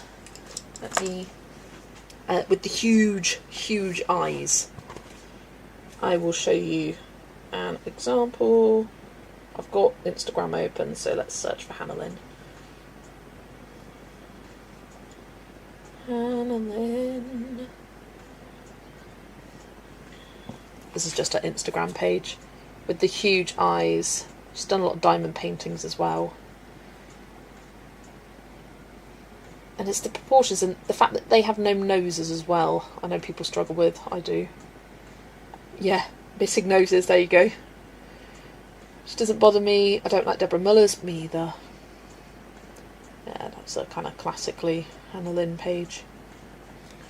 Doesn't even have to be cute. Kids love the weirdest, creepiest things for no reason. Yeah. I think we all appreciate the skill and the talent involved, even if the style doesn't appeal. 100%. And you know what? I appreciate artists who have a style that don't just colour what they think they not colour, illustrate what they think they should be illustrating, that just do them. I really appreciate it, even if I don't like it. But hey, it's good to not like everything. It's too much if you like everything. Too many things in the world. Yusiku has missing noses. Yeah, that does bother me too as well. When you said huge eyes, I was thinking of the one with the fish and stuff with huge eyes. Oh yes, Angela Gonzalez with like the bubble eyes, the like round circular. I'm more like huge eyelashy eyes. But yeah, I do know what you mean. She's got pocket size and the bigger ones as well. Yeah, children's book illustrators are very unique. One can learn a lot from illustration from them. Yeah, they're like full on art books. They are. They really are. They're amazing. Hello, Ali. Welcome, welcome. Nice to see you. I think an artist has a style whether or not they want to, lol. True, true. Trying to think, like, because there's some which are like vaguely similar, but they're still so distinct. Like when Jo was doing her monthly, well, first ever quiz, and there was the section on, like, identify the artist. I loved that section. I thought it was such a fun one. But they were all very distinct, but she picked such great images of, like, ones which did get you second guessing for a minute. Guess is that I don't know how to go about colouring them. It's a blessing in disguise. I'm tempted not tempted to buy those books. Exactly, like, sometimes I'm glad, like, even if it's from an artist that I like, sometimes I'm glad in a way that I don't like a book, because it means one less book in my collection. I can focus on colouring something else. You're right, a blessing in disguise is right. Then doodly things too. Don't really like when there's too many lines that you can't really figure out between the lines and what they are. Yeah. Like, I appreciate Minnie Marotta. I appreciate her artwork. Appreciate her books. Love seeing what other people do them. Do I want to do that myself? No, no, no, no. Like, I love what Amy did with the page of, like, the watercolory background and then using the gel pens to colour the individual segments. It looks so cool and effective. That would bore me to tears. That would drive me insane. It's like, I know some people love using the Language gel pens to do colour by numbers. I did it once. Actually, no, I did it twice. And after that, fool me once, shame on you. Fool me twice, that's on me. I thought with the second page that the details were small enough that it wouldn't be quite so mind-numbing. But it was. There were still some large areas that drove me crazy. But some people find it really therapeutic and relaxing. I'm not one of those people. And hey, you don't colour this many pages in a month if you like spending hours on a colour by number. I mostly go off the lines and Zendoodle stuff. Yeah, I don't mind. I think for me there's a difference between Zendoodle and pattern work. Like, I think, for example, Hannah Carlson, she's not Zendoodle, but she uses patterns to create interest with her work. The same with Emily Liedl Oberg. She isn't Zendoodly, but she does involve patterns. And I like that. Like, it just gives you a bit of interest. Like, instead of just bird feathers, you've got a bit of patterning in there. I've had a Millie Marotta binge this month for some reason. Ali, there must be something in the water, because I feel like a lot of people are doing that. There's something going on in New Zealand. They're all on Millie Marotta at the moment. That would not drive me insane. It's so zen. But I also like mystery mosaic pictures. I also don't like when there isn't a lot on the page or it looks like the page isn't complete. Fair enough. Yeah. See, I don't mind. I embrace the white space on a page. For example, in this book, I love the pages like this. Like, you just colour the image, jobs are done. You don't have to worry about background. I embrace the white space. And this one, I wouldn't do anything. I'd do a few dots and stars and sparkles in the background, and I'd be done. It's like this. It's just floating in space. I don't care. It's a colouring page. It ain't a realistic picture. It doesn't have to have a background. There's some things which I see and I'm like, yes, this is a scene. I feel like there needs to be a background. But I've never been afraid of the white space. I know some people always feel like they need to include a background, like in Johanna Basford's work and things like that, and I'm like, nah, I don't need it. Colour the main elements on the page and I'm done. Wonder if colourists are some of the most demanding customers. Yeah, because we're very loud and opinionated of what we want, and we're so picky. And we're all different, and I think that's what makes it hard. There's no two colourists that have the exact same collection. We all have little different tweaks about them. There's some people I watch and I'm like, oh yes, everything they show I'm like, I love. But then they'll have a couple of books that I'm like, nah, I ain't having that. That's not me. And so even the people that you feel the most similar with in terms of style, there'll still be differences between you. But it would be boring if we all like the same thing. It would be so boring. Rarely do backgrounds? Yeah. I don't care for backgrounds.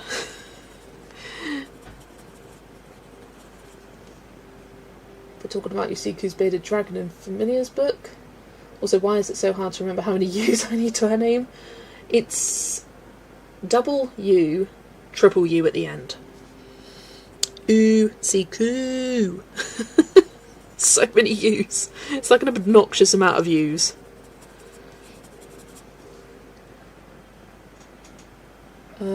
Time for me to sleep night, everyone. See you in 6 to 10 hours. Take care, Ilex.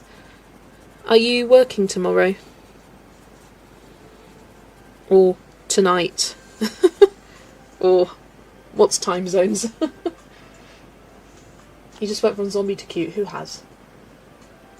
What did I miss? What did I miss? I don't know.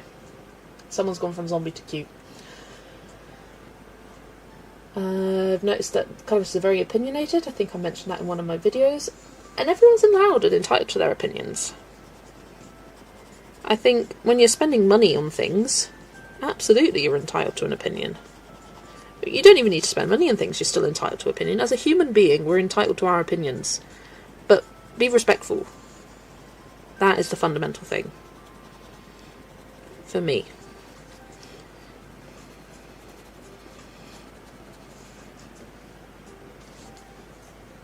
We are very opinionated, but also tolerant of people having different opinions. To each their own. Exactly, Adele. You hit the nail on the head there. For the same way about Christine Cameron books. For the most part, I won't do a background unless I ruined it because I was careless and stained the background. Yeah, fair. I always find, though, I just take a rubber or an eraser, and that gets rid of most of the smudgy thingies. Working tonight, yes. Off tomorrow. Woohoo! Drawing for colouring books is challenging as you have to think about what kind of lines colourists need. It's not the same as regular drawing for sure, and you've got to think about how it's interpreted and it's got to make sense, and someone else who doesn't have your brain has to look at it and go, okay, this is what this is. It is challenging.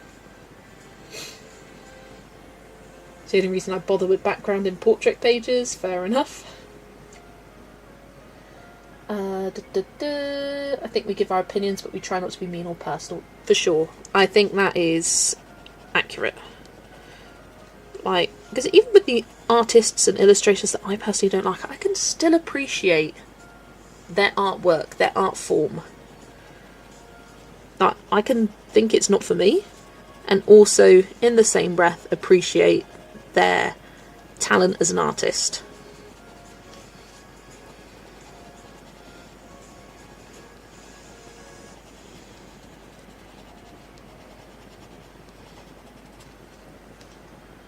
Sent art tax. Ooh, let's get it up. What I just said, drawing for colouring books is even harder than normal drawing. Yeah. Because often artists will do line art, but then they've got the artistic capabilities to add extra detail, like add extra blossoms in the background of this, for example, to make it look fuller. But to draw that would look too much and too cluttered. But if you're drawing this for an art piece, it's different. It is a different skill. Right, where is the art text? Is it in Discord? Let me check. My eyes popped out of my head because the word rubber means something different in the States. I know. Which is... Ooh! Sorry. I just opened up Colour Me Valentine's. I didn't realise it was for kids. Well, I didn't realise it was this one. And that does look like our beloved Ella Jarzenbeck. Ali, are you here? This is Ali at Colour Murmur 360 I'm speaking to. Have you seen this? Have you seen this, Ali? She is the biggest Ella Jarzenbeck fan. Her Valentine's for kids? What the heck? It does seem a bit weird, doesn't it? But, no, I haven't. There you go. Look at it. And that is definite. You can tell by the work on this, that it definitely is her. although it's very blurry, the camera. MJ! And he's like, stop everything, let's go. Oh, here's Mimi's page. You tried your Holbeins for the first time. CSY paint for the background. It's so pretty. Pretty in pastel. I love it. Love it, love it. Kirby Rosanis is a master of his craft. Yep. He just draws with pen and ink, which is better than drawing with pencil, then adding ink, then erasing the graphite. Yeah. I didn't realise that he just draws with pen and ink. That is insane. Ali, I think you nailed it. Let's say what we think, but let's not expect that everyone has to align with our opinions. Respect is the most important part of any relationship. For sure. I'd like to see some of the drawings artists did when they were kids. That would be so fun. Right, I'm gonna Google. Colour me Valentine's for kids. Although it does seem a bit weird that it's for kids, but isn't it true that in the US Valentine's Day is celebrated from a young age? Like, it's a common thing to give Valentines to your friends, whereas it's just not a thing here. You don't give out Valentines to people. You would only give a Valentine to someone you're going out with, but even then, I don't think you'd even do it for a crush. I can't see it when I Google, but I'm sure it's somewhere. I have Kawaii Taro Million Mermaids by Lulu Mayo. Don't like them. Didn't think I liked Lulu Mayo. Then I tried Lulu's Handful of Wonders, and I love it. Yes, in elementary school. Yeah.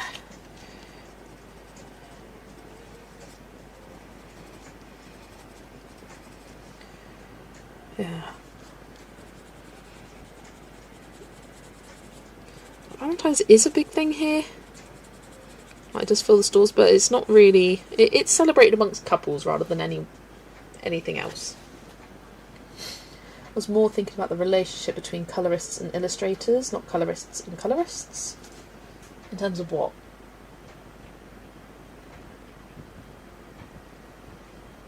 Oh, with opinions. Yeah, the paper in this book is the best Lulu Mayo paper by far. It is so good. I've never used water mediums on it, but I've used Tombows, and I've even been able to blend with them on the paper, and it hasn't even bled through. It is super thick. Well, it's not super thick, but it's thick. It's thick. And it just is nice to colour on. That's all I really want. I just want something nice to colour on.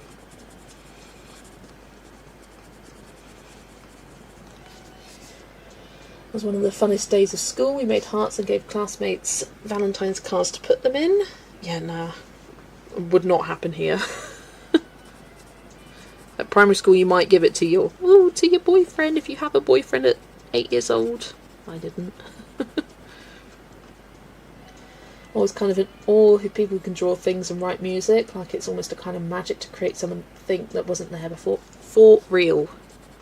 Like, to just come up with a song, to come up with a tune, and not just a song and a tune, multiple songs and tunes and words and backing tracks, and wow, what an art. I could never. Very off topic, but I ordered some books from Pomodoro. Not sure if that's how you spell it. Yes, it is, I think. And it was the fastest shipping I've ever received. Interesting, because it took quite a while for me. It took exactly 2 weeks, I think, because I did go back and double check. Yeah, it took quite a while for me. You must have hit it right at the right time, because mine did take quite a while. But what did you get? You can't just say that you ordered something. It's rule number 1 of my live streams. You can't say that you've ordered something and not tell us what. Just want all Amazon paper to be created equal, and preferably Australia's, and definitely not America's. Yeah. Yeah, because that's the thing. Some, like, you'll get, like, a bad Amazon paper for, like, certain ones, and it's just weird.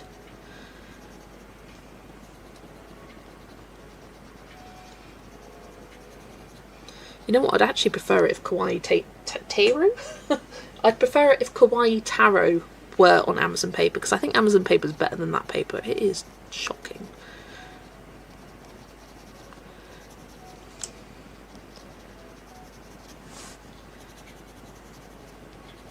I've got 2 pages I still need to do in it for this month, so I need to pull my finger out.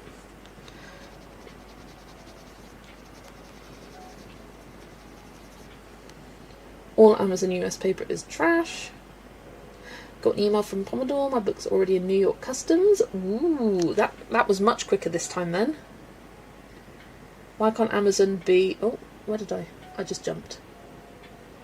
Be Amazon no matter which one, for literally.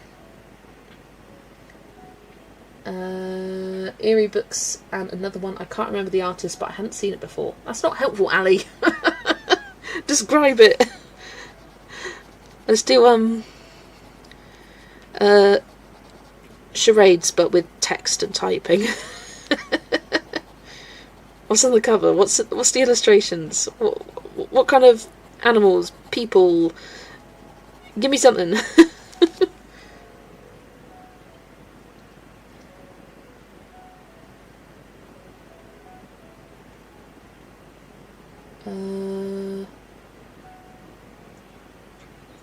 I think the internet makes things harder for creators in terms of criticism. Like, people can be brutal on social media. Yeah. In the old days it was art critics. Not everyone is an art critic. That is a very good point. Social media means that if you put anything out in the world, you need to be thick-skinned. And you need to know that you will get haters. And it's not a reflection on you, it's a reflection on them. They get a thrill out of posting negativity. And you just got to not let it affect you. As hard as it might be, you just got to let it blow straight over. Because it's much easier for someone to send something hateful in the comfort behind a screen and not looking them in the eye and seeing their reaction than it is to do it in real life. You wouldn't dare. Right, it's only been a week. It's been less than a week. It translated to Witch Colouring Time or something like that. It's manga portraits is probably how I'd explain it. Very out of my normal stuff, but I thought it was cute. Ooh. Yeah, I'm not sure about that. Manga, witchy, Japanese-y. Is it a new book? I did have one saved on my Amazon Japan wish list that was kind of witchy, manga-y, anime-y. I can't remember what it's called. But I saved it based on the title and based on one... Because I'll search things on Amazon Japan, and based on the titles, because it takes them a while for them to upload the preview image, I'll save it to my wish list and then reassess. Ooh! Okay, it's going to have weird lines, but is it this one?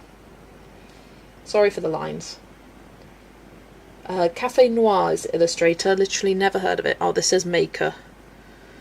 But yeah, this one... What does it translate to as?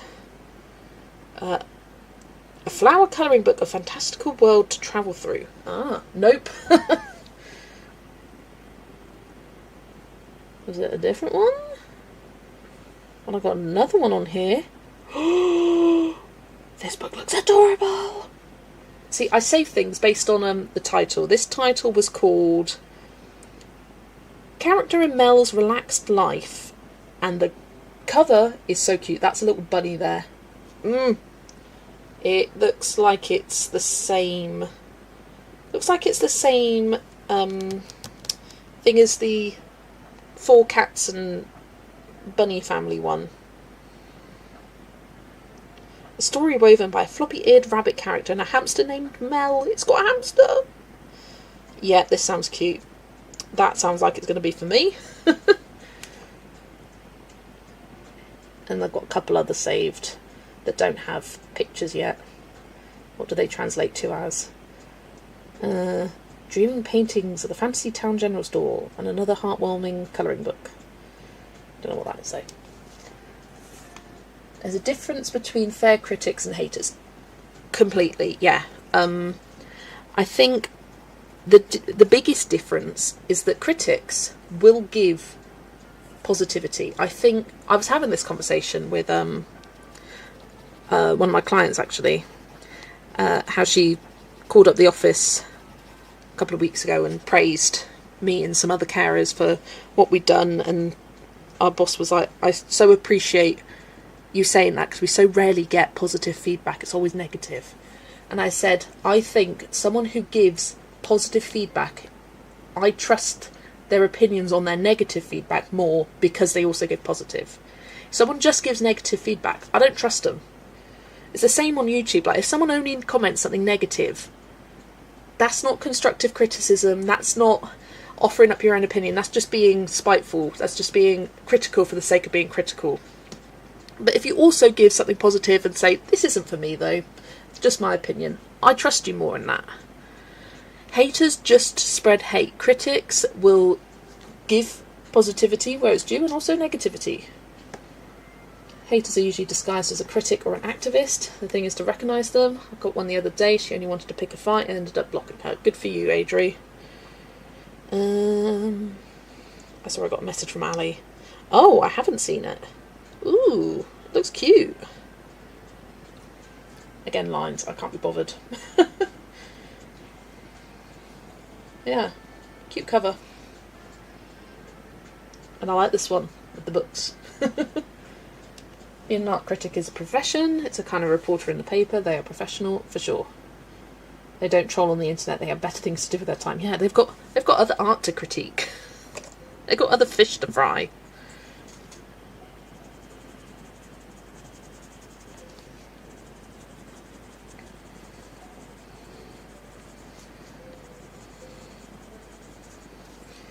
Have a drink. When it comes to Amazon paper, I got a book on there in copy. They have one by Random House Publishing, both from Amazon, but the publishing house has better paper, so it can depend on which version.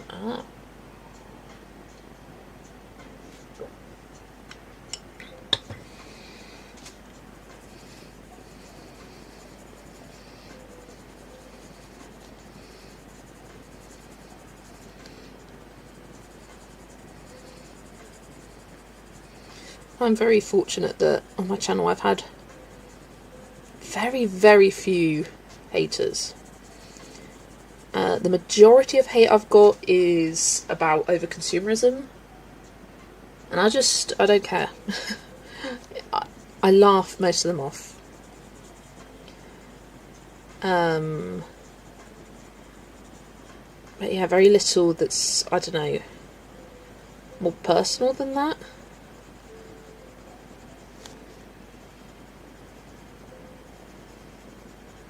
I've seen people on others' channel and I'm just like, oh my god, shut up. Critics have an education and or experience in assessing their subject matter. Don't lend too much to credibility to a person who just has an opinion, unless I personally know and trust. Anyway, you get what I mean. Yes, I do. Hello Jana, welcome, and hello Sue. Welcome to you both. Hope you are both having a lovely day. One thing I learned whilst running my channel is that I don't need to give haters a front row. Anyone coming to spread hate to my channel is going to get blocked. And you are entitled to that as the person who runs that channel. You, like, because constructive criticism is very different to hateful comments. Because constructive criticism, people will also say something positive within there. Or they would have said something positive. They're just out here to troll the place. Oh my gosh, what's happening on Lucy's stream last week? Flippin' hell. She had all the trolls. It was like 5 in a row. I was there like, block, hide, get rid of. Time out from the channel. Don't come back for 24 hours. It was like, they heard there was one troll and they were like, I know where I'm going to come.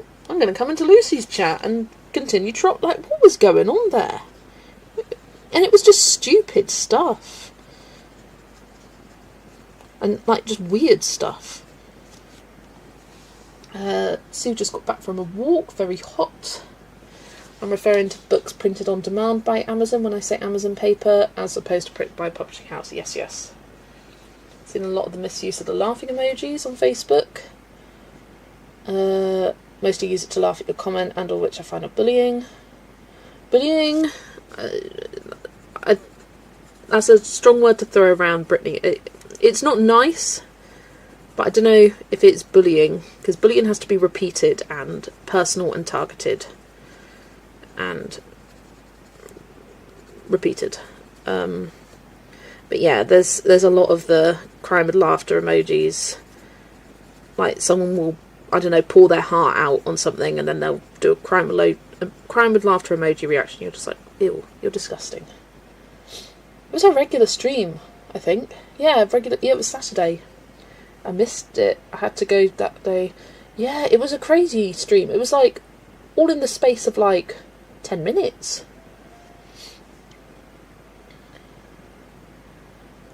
I have a writing group for 11:30 to 1, so I was only there 1 to 2. I think I missed it. Yeah, it was towards... I think it was like the first hour or something. I don't know, I'm making stuff up. But I heard Lucy say troll, and I immediately stopped colouring. I was like, right, deal with that. Because I'm a mod on there, so I was like, yeah, I'll help you out, Lucy. Me and Chris were there behind the scenes like, goodbye. Yeah. Never seen any trolls in live, but I've been in lucky, I guess. I've had one ever, and it was a disgusting troll. Like, yeah. And it really disturbed me when I saw the comment, because it took me a while. They'd done this thing where they'd clearly copied and pasted like a different font so that it wouldn't get flagged by YouTube. And yeah, they posted something very disturbing. And I was just like, excuse me? I didn't read it out. I saw it and I was like, what does that say? Yeah. Half of the people who hit that laugh emoji are either Russian trolls or bots, I swear. I use that emoji all the time to indicate hilarity. Maybe I should stop. No. There's very much a difference between using the crying with laughter emoji for that's funny, ha ha ha ha. I use it constantly. It's probably one of my top used emojis. There's a difference between using it for that and using it to make fun of. Like, and you know the difference. So you're good. You're good, Chris. Hello, Swedish Geek Girl. Welcome in. Oh, do remind me of your name. It has slipped my mind. You and I both have dry humour and sometimes it gets misunderstood. Well, no, I think Chris, the way you're using it is good. And sometimes it can be used as like a sarcastic comment kind of thing.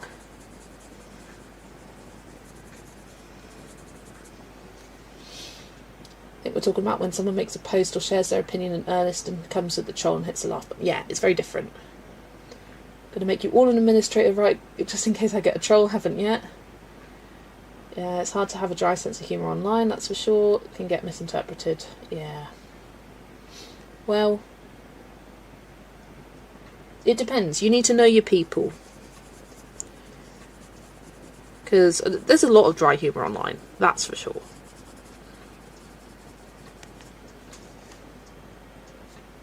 Thank you, Sue. Thank you.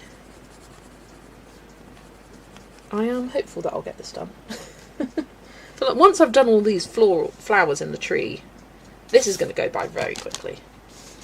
Hannah. Hello, Hannah. You're fine with your profile name on here too. Thank you for telling me. I should remember that because Hannah Carlson, Swedish Geek Girl. Just play the associations in my head. In Britain, it's in the water, so it reads different. I always say the Brits can get away with it, what the Yanks can't.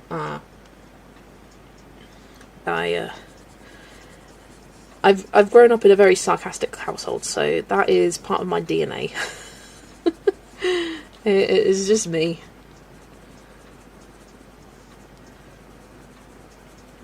People who know me know it's always said in a joke. Like, I would never intentionally say something to hurt someone.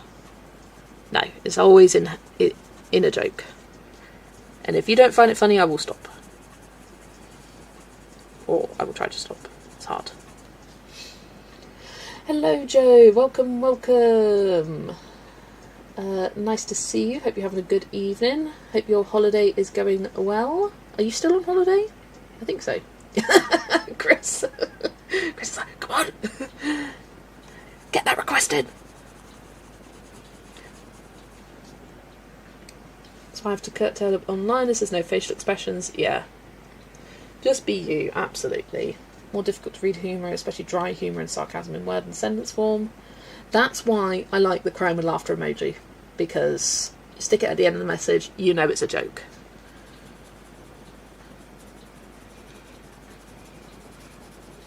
And emojis are useful for that. Or I also like the one which is like the smiley one that has like the drop above it. I can't explain it. I like... Ugh. I've got so many emojis. This one. Get it. What does it call it? Grinning face with sweat. I like the grinning face with sweat as well as crying with laughter. Like, this is more of like self-deprecating humour, I feel like that one is. Like, when I've done something stupid, I'll put this. Which means that I use it a lot. Just you are the sweetest girl. I don't think I ever think someone like that of you. Oh, thanks, Adri. And, I mean, right back at you. You are the sweetest person. You're sweeter than me. That is for sure. Can't live with myself. If I think I've upset one, I swear I push myself more. It's only happened if I've been misunderstood. Yeah, same.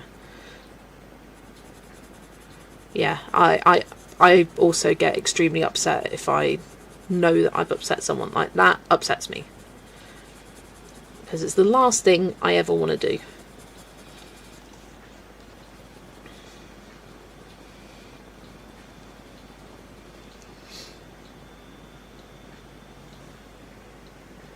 JUBU2, love your sense of humour. Don't know it's a joke with any of the laughing emojis at all. Ah, right. I think you just got to give people grace, Brittany. Got to give people grace on the internet, because you never fully know what they're meaning on the other side.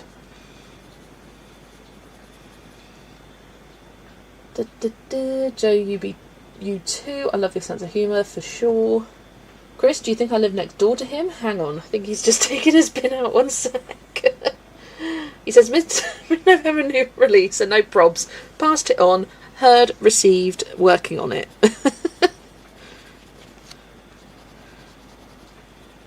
Chris is like, don't joke with me like this.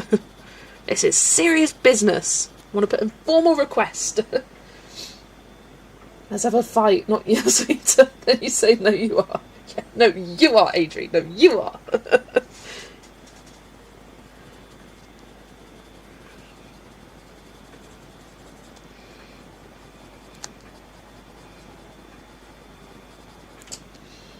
All I said was, I want a quack book, and everyone said RJ could do a good job and would probably do it if you asked him. Yes. That's the point. I'd love to see him do an Australian-themed book, or like animals and little quirks and fun jokes within Australia, like the landscape. That would be so fun and so RJ. Yeah, you are besties. You call them on speed dial, haven't you? Number 1. I mention speed dial a lot. Have I ever used speed dial? Do I know anyone that uses speed dial? No. Anyone here use speed dial? But I like to say it. Clockers are amazing. Can't believe I didn't know they existed until recently. Yeah, I remember seeing it in your flip through of that Australian animals book, and you were like, quackers! I just realised that these were a thing, and they're so cute. It's hard to share in text compared to actual live chat to truly get your meaning across, for sure. Yes, Mr. Fogarty goes to the outback. Mr. Fogarty down under. I love it. I mean, we are expecting, well, I am at least. He announced at the end of last year in his What's Coming in 2026 video that RJ has been around the world. Not RJ. Mr. Fogarty has been around the world, and Mr. Fogarty has been to space. No, through time. Where's he going next? He teased that at the end of last year for something coming in this year, and it hasn't come yet. Where's Mr. Fogarty going? You clearly have a plan. What's your plan? feel like this year has been a bit different in the releases, considering we had Tiny Tales Volume 3, which I loved, and Fan Favourites, which was not necessarily all new drawings, which is probably why he did it along with the Tiny Tales, because that kind of interrupted his usual schedule of releasing books, because he used to always do it was every 4 months. It would be March, April, May, June, July, August, September, October, November. Those would be his months. And that kind of got shifted with Tiny Tales Volume 3. So what was the first book this year? Was that the first book? What else has come out this year? Winter Wonder was November. Tiny Tales was earlier this year. Fan Favourites. That's it, isn't it? I don't know. No such thing as speed dial anymore. Well, there you go.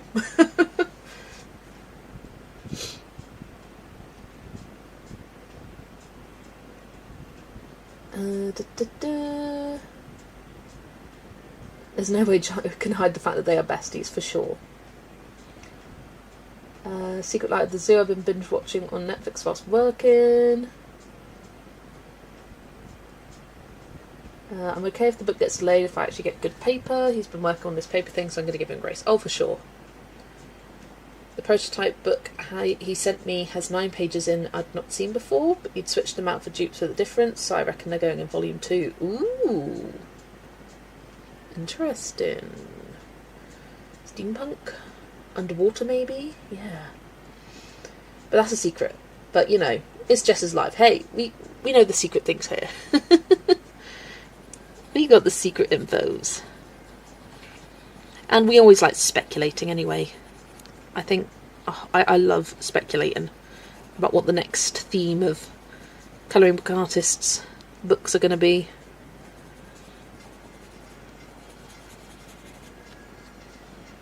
Yes, we know. Yes, Ali, we're waiting for Mr. Fogarty fairy tales. That is my vision. Specifically, I have a vision of Mr. Fogarty in a Rapunzel tower, and he's got a long wig on, and then Snail is like calling up to him. That's my vision. That's all I have. Anything else would be great. I just want that. I want that in an illustration. I think it's so funny. Love an RJ Hampson book, but in good quality paper that I can get through Amazon, because it's the only way I can get it shipped to me. I think his better one is also available on Amazon. But isn't that he has the good, better, best. The good is regular Amazon paper. Better, I think that's what the current paper of the hardback books is, which what I've heard is only slightly better, that doesn't feel worth it to me. The best is where it's at. If you want to have better paper, that's where it's at. That is the best. Can Kirby please just release his drawings in Blumman's sketchbook? Because they are amazing. Yes! I'd love that. Oh, Joe is here. You should make the request because you are the 1 degree separation from RJ. Yes. Indeed. Or if we want like a true powerhouse, Joe and Dana from Daydreams and Colour, they can get on it. They can do it together.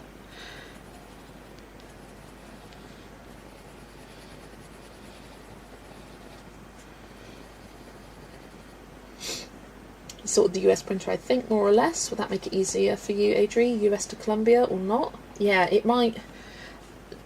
It'll probably depend on what the shipping is. What about Princess and the Frog? He gets kissed and turns into a handsome prince. So cute!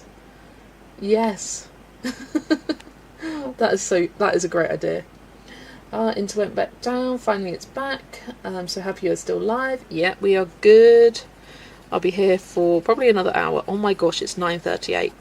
Guys, I've got to go. I've got to go. Let's get this page coloured. I might do everything apart from the background, because I think the background I'm going to do just a blue alcohol marker. Nice and simple. Right, have I done all these pink flowers? I think I have. I just need to do these little petals. I think he's the bee's knees. Shall I tell you something? What's said in Jess's live stays in Jess's live? Yes. Yes. No, Joe, you have no idea the trouble I go through getting what I got. Yeah. Didn't know RJ would be a thing. Adrian.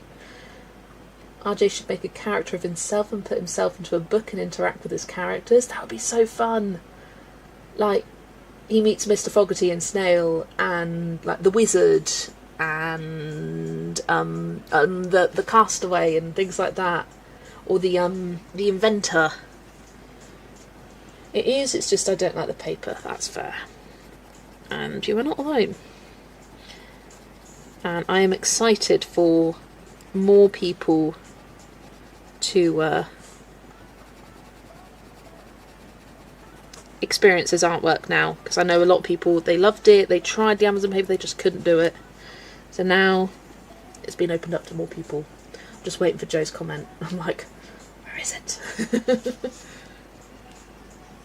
I might colour one more thing and it'll be there. No, that's not it. I'm like, what's the secret? I want to know.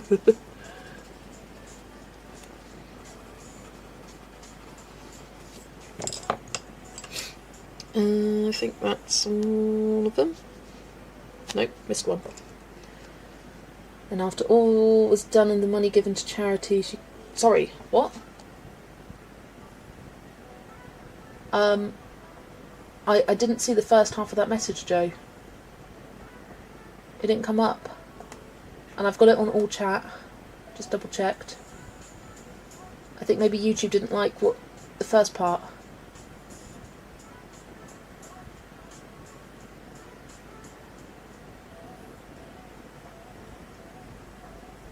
She claimed it was credit card fraud and he paid it out of his own pocket. What on earth? Yeah, what? Yeah, the first part of the message didn't come through. But I'm like, what has happened? Who's stealing money from charity? Adrian, can you work with the Amazon paper? Why do I keep saying words wrong? Now that you've discovered soft oil pastels? Okay, I'll type the first bit again. Yeah, it may have been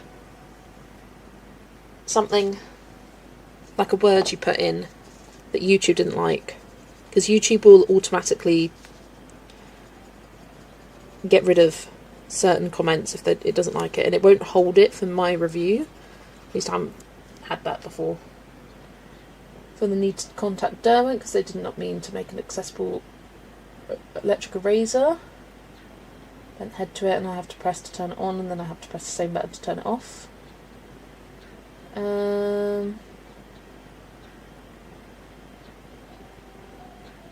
I'm sure there's other brands that are able to accommodate you.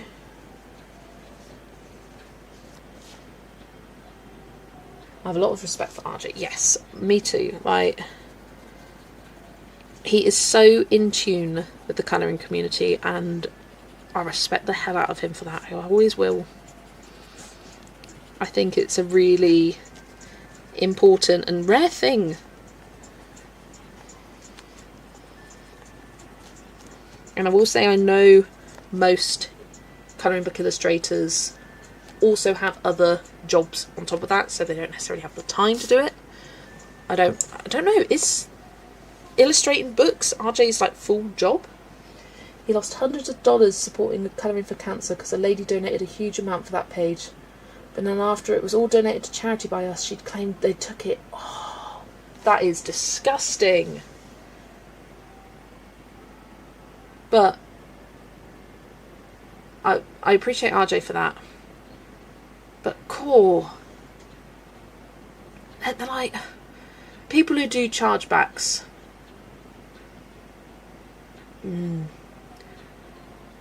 Like, is there a way to not have credit card be an option? Like, it can only be debit.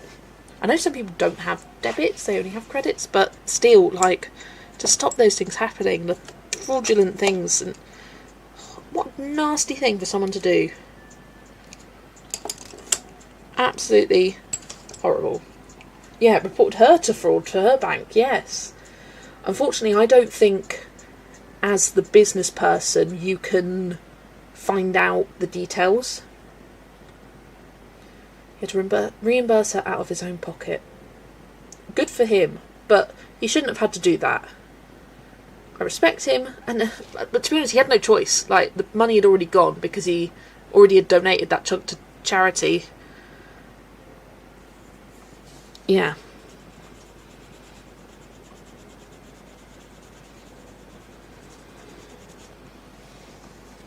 So anytime he has a page for sale but offering it for free, for whatever kind reason, I implore you to just buy it if you can. Oh yeah. Love his book Serendipity. It's gorgeous, yeah. You can do that, just type the sort code into a sort code checker and can find out the name of the bank.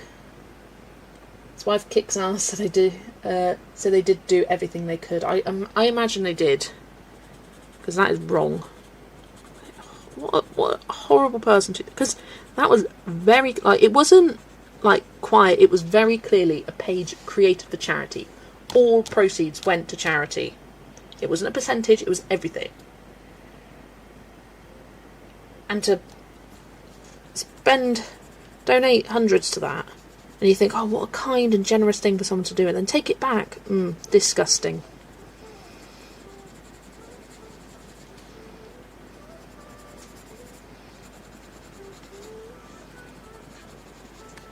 And I wish there was more businesses could do, because it hurts small businesses every day.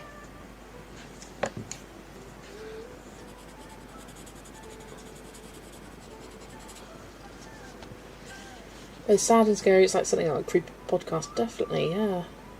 Just catching up with chat. How disgusting, yeah. Please say it wasn't 1,000 at least. Well, I know RJ donated 1,000 in total, so it wouldn't have been over that. I don't think, at least. Karma exists. He will get back what he lost, and the woman will get what she deserves. Yes, Adri. Yes. He can go to sleep at night knowing that he has done something amazing for charity. That other person cannot. See fraud on a daily basis, and it's so sad. Yeah. That's the link to RJ Hampson's... not RJ Hampson's. It would be I would love to hear his thoughts on his rank and rate. But illustrators will always have a better opinion of the most recent works. So it's a biased rank and rate. But it would be interesting. Like, what's his personal favourites? But no, there's a link to my rank and rate for RJ Hampson's books. Watch it after the live. It was not to grow channel or anything like that. It was for charity, yeah. It's got a free pass for life for me. I think it was $500 or $600 Aussie dollars. Oof. I mean, that is a massive chunk of change. And yeah, my heart goes out for him.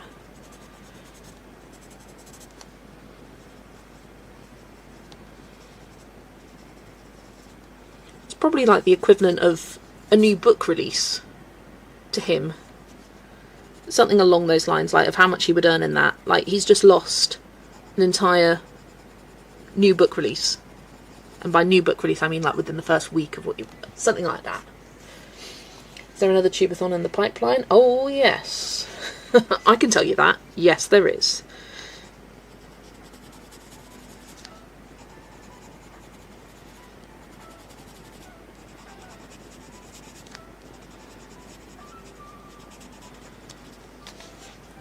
Just keep in mind that fan favourites isn't in there.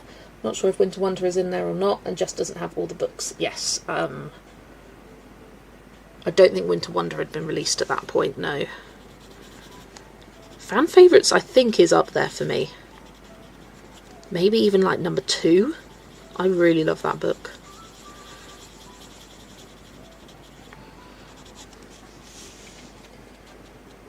That is traumatic for the whole colouring community. For real. Missed one early this year as I was so new. Woohoo! Yeah, there will definitely be another.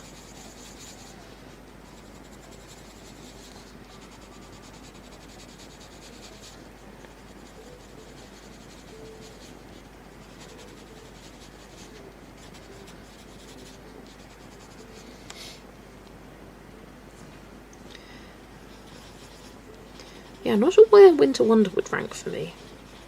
I always find ranking seasonal themed books hard because I love them, but I love them during that season and I don't necessarily love them as much any other time of year. Can't believe it's come around so quick. Well, not quite, but I started thinking about the Tubathon on the Jess Live when she was colouring pumpkins all day for Halloween. Before we know it, it'll be autumn again. Yeah, I know. It's crazy. It does come around real quick. I mean, next month will be 6 months, won't it? February, March... No, this month. This month was 6 months on from Tubathon. It's March, April, May, June, July... No, August. August the 1st will be... Helen, don't you worry. You will know. You will know when this Tubathon is happening because we will not shut up about it. That is for sure. We will be screaming it from the rooftops.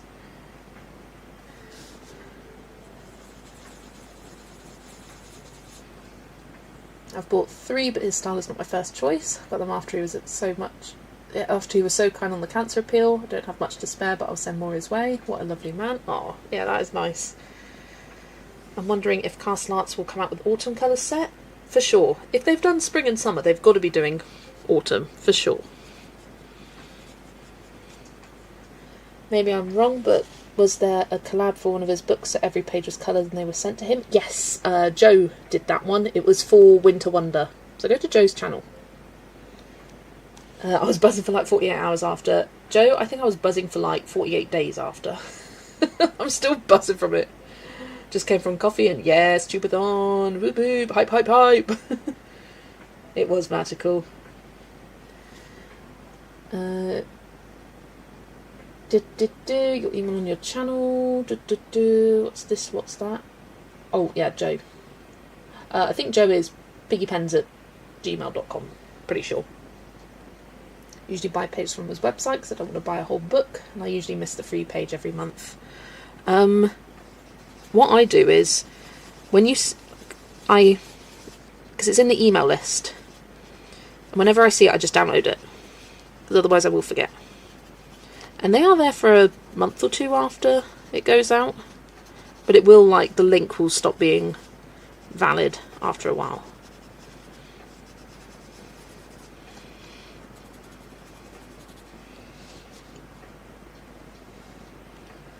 The Tubathon was such a good day. Such a good day. And it was really nice when I had my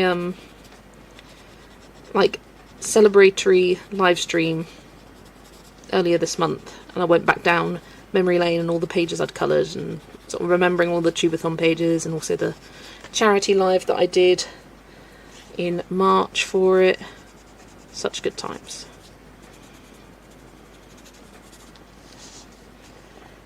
I'll make a fool of myself to charity anytime. As Amy said, and I will never forget, break me for charity. That has lived rent-free in my head ever since. It was all to do with the chat on screen. It was like, break me for charity. Hi Nikki, welcome. I always miss the email. Yeah, I find it goes into my promotions tab, but I just search for RJ Hampson and I find it. So crazy energy you brought, not to mention extra money, just too, absolutely. Like, it made such a big difference. Well, everyone made such a big difference.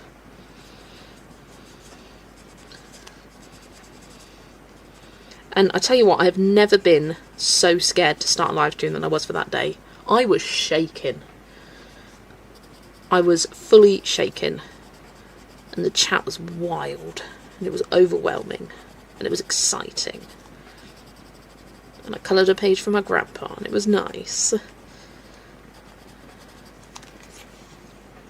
you're in a good place with life and stuff, when the time comes you must kick us off again.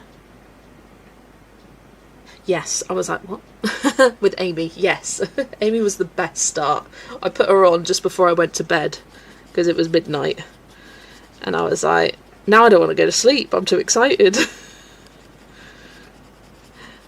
And it was like the earliest I've ever woken up on a weekend. I woke up at like 6 AM because I wanted to make as many as I could, but also I know I need my sleep.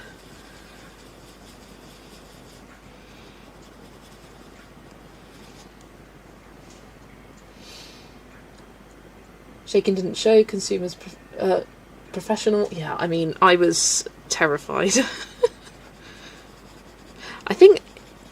is, I'd spent the entire day watching people, and they were saying before they went on, they were like, oh, I'm so scared. Like, for quite a few people, it was their first stream, which was amazing. I can't even imagine the nervousness they were feeling. And I was there commenting, I'm just excited, I'm not nervous at all. And then it got to me sitting here, waiting, looking at the countdown, waiting for my time to start. And I just suddenly was like, I love getting up at midnight. Oh my God, by Geordie, I was so tired. That's when I woke up. And I remember you went for a nap at that point. I woke up for Geordie. That was the first one I watched. I think I just missed 4.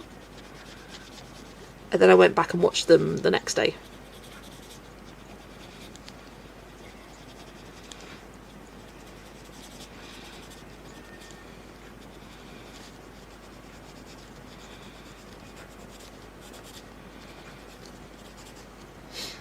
Part of it, I think, is that you knew you were going to have a gajillion people in there, and people who had never participated in one of your lives before. Yeah, and I think it's because I'd seen so many, and I knew how well people had done, and I was like, well, I've got to do well as well.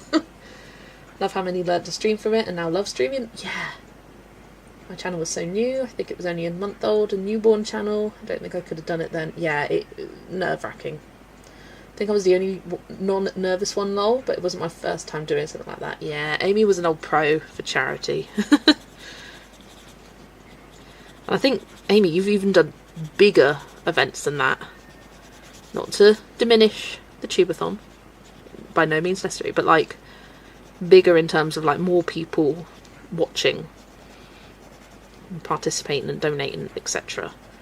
So I feel like once you've done one of them, it'll be fun. I would like to say that if I did it again next time I would be less scared, but yeah, I probably wouldn't.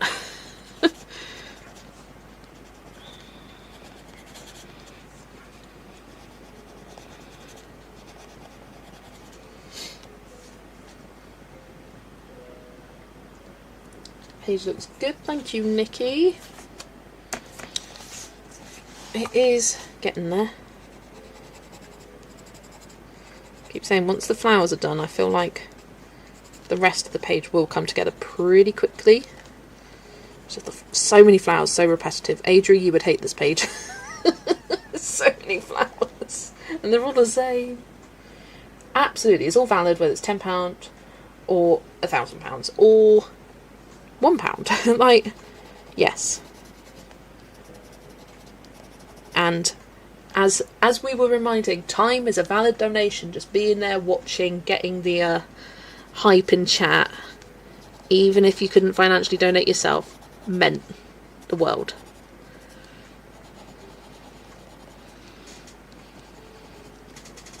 And she starts talking about twitching and all that stream lingo. It blows my mind. Blows mine too. But I think it was for that stream was when I kind of started really putting more effort into like how this looks. I feel like it was for that. I enjoyed like finding the way to get a little counter on the screen and whatnot, and being able to refresh the amount raised. You sure like your Black Widows lately? Yeah, I do, Sue. It's true. But for this page specifically, the reason I chose them was because I knew I had this peach colour, and Black Widow is probably my favourite set for peach colours. I think it has the best peaches. And they do work nice in this book.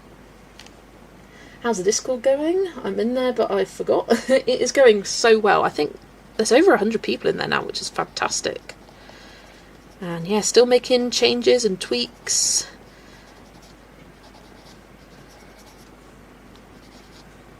Yeah, loving it.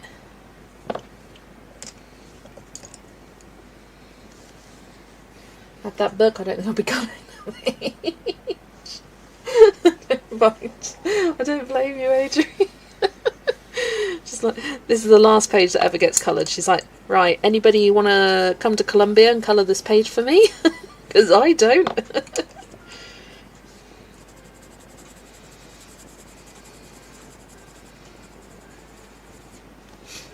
use alcohol markers in this book. Yeah, I think a lot of people do. I don't know why.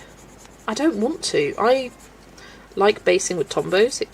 I get a really nice smooth finish with them. And I like the fact that I don't have the bleed through, because I like these patterny pages. Although I say that, I'm planning on doing an alcohol marker for the background. But it'll be kind of like my Kawaii Tarot book, where I mainly don't use them, but every now and then. And I keep thinking to myself, I need to do that more often. Like, just colour with pencils on a page, because I used to do that a lot more. And I would say just do the background with an alcohol marker. Like, I think with my Matchstick Mouse books and with Mythographics, I used to just use pencil. And I don't know if I miss it. I might have to challenge myself to do that soon. Like, not base a page with anything. And see how I enjoy it.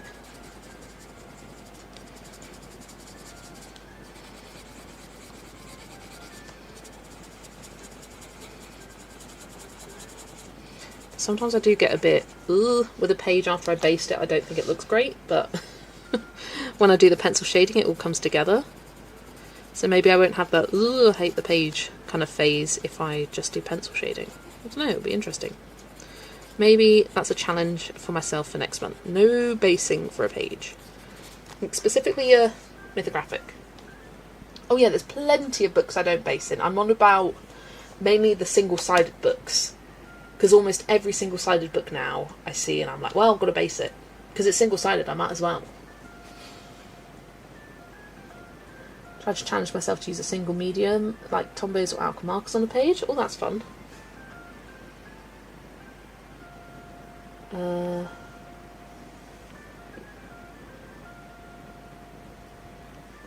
Well, you will be back to your polys, especially after you get the new ones. Oh, can't wait. Although I'm going to be sad. I'm just trying to find 150 pencil case online and I can't.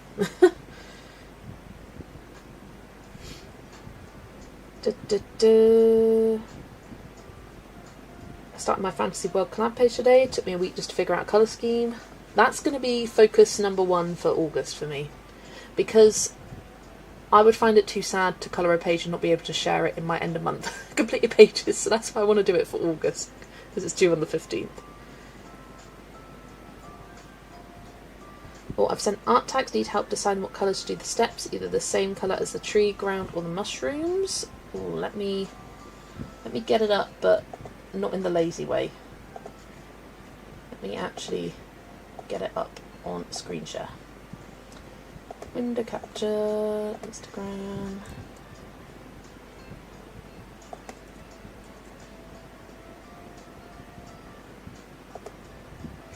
Nope, not that one. Same August for me too. I also am a chronic procrastinator, so this is no surprise. Even for my own collabs, I'm late. I'm leaving it to the last minute. Ooh, so Penny needs advice on this page. Let me go back and check. What advice did you need? Anything specific or just advice? I need help deciding what colour to do the steps, either the same colour as the tree, ground or mushrooms. Ooh.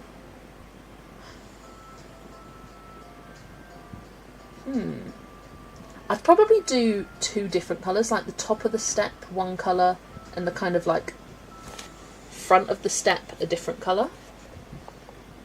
And I'm kind of thinking, I don't know, maybe like the darker brown, like the tree, for the top of the step, and then the lighter brown for the kind of base of the step. But I think a pop of purple would be really fun there. So maybe purple on top, so like the top of the steps is the purple bit, and then like the baseboard bit is the brown neutral bit. So like you've painted the top of it. That's my idea. Apparently my connection isn't as private as I think. Go away. Right, let me go back to here. Tried basing but would rather not. That's fair enough. You're always done with yours. Once I started thinking of basing as underpainting, it started making more sense to me. Definitely. What's my least favourite pencil? Prismas. They just frustrate the hell out of me. But I don't hate them. I don't know. I've coloured one page this month so far, but I did say I was having a reset month and I'm excited for August. It's been nice taking a chill. It's fair enough. Yeah, AliExpress and Temu is what I'm looking at. Mix all my brands and equals professionals mixed together and budget mixed together in a different case/tub, so not all of them completely mixed, but still mixed in a way. It's your birthday month. You can't party like it's 1999 and still get 20 plus pages done. Hey, and if I was partying like it was 1999, I'd be in nappies. So that was the year of my birth. Sorry, everyone. God, I haven't even thought of what I want to do with my own collaboration, literally. That could work, thanks, Jess. You are welcome, Penny. Right. Back to me. That's another one pencil set at a time, though my Prismacolor tips have been breaking a lot on me today. Yeah, and that's what pisses me off about them. Baby! That's me!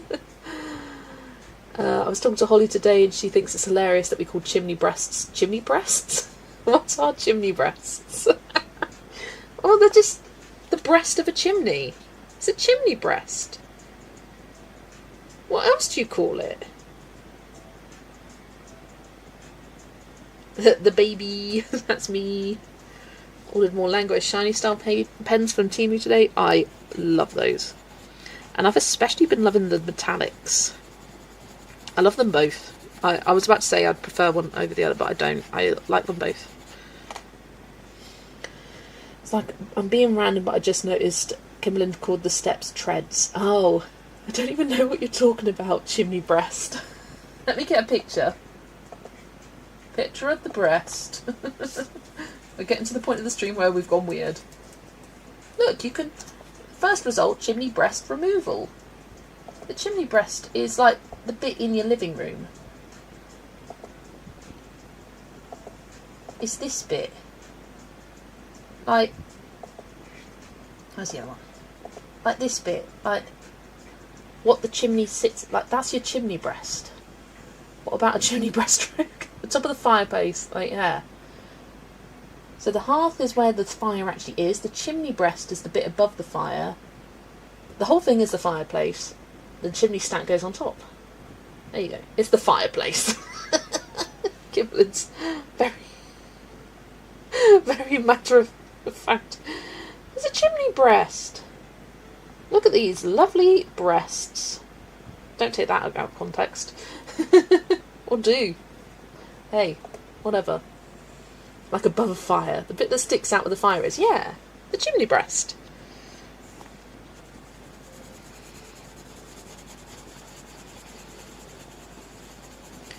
I can't remember what was the other oh, something else. That specifically Kimberlyn was mocking me for how I say it. Well, not mocking me, but commenting on how I say a certain thing, and I can't think of what it was right now. Will come to me in a minute. What? Lol? Ours goes to the ceiling. It's the whole wall above the fire. Yeah. Like the bit with your chimney that like sticks out into your living room kind of thing. Fireplace, mantle, chimney. Yeah, mantle is the top. Wonder if YouTube will have a fit for so many times breast being said and typed on the stream. Lucy, this is fine. I was on about nipple cakes. Yes, that was it. It was the khaki.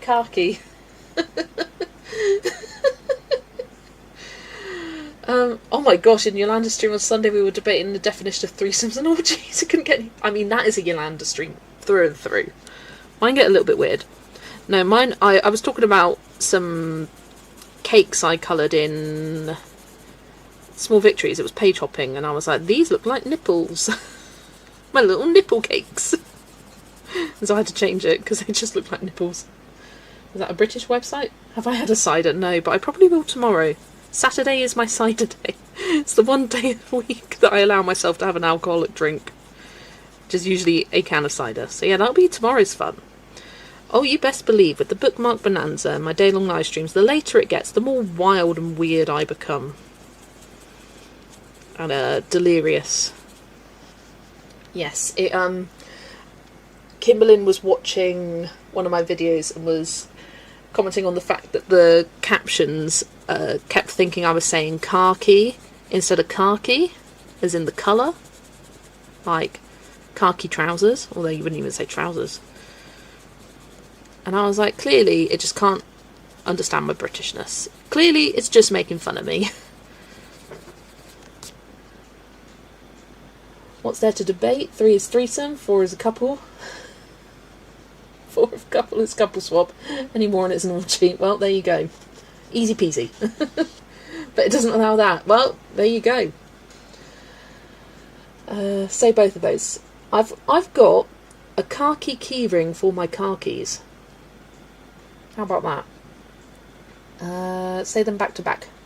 So you've got your car key for the cars, and you've got a khaki trouser. A khaki colour.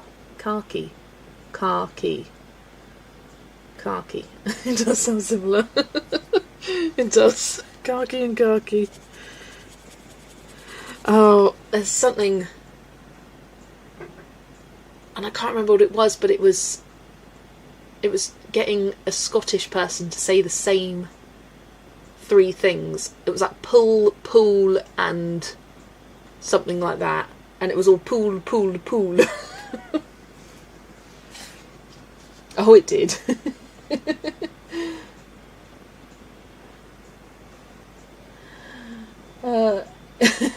Is this a bar?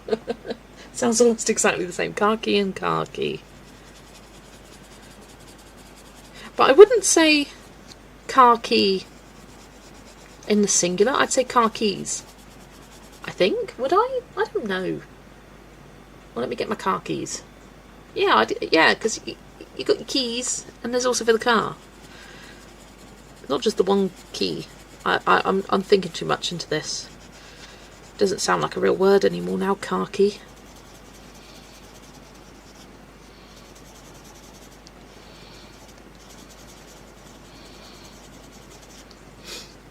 And my words, Scottish people saying burglary. One of my favourite things is, one of my favourite videos is a woman trying to say purple burglar alarm, but she's Scottish, and it's like purple burglar. She's like burglar. I can't do the Scottish accent very well, but I think of that every time I think of Scottish people. Just purple burglar alarm. Said I was going to be editing, but not possible. I'm laughing so much. Thanks for the smiles. My stream's always a party, and hey, it's a day-long party tomorrow, so come on in for some weird and wackiness. Especially if you're here about this time tomorrow. It'll especially be weird and wacky.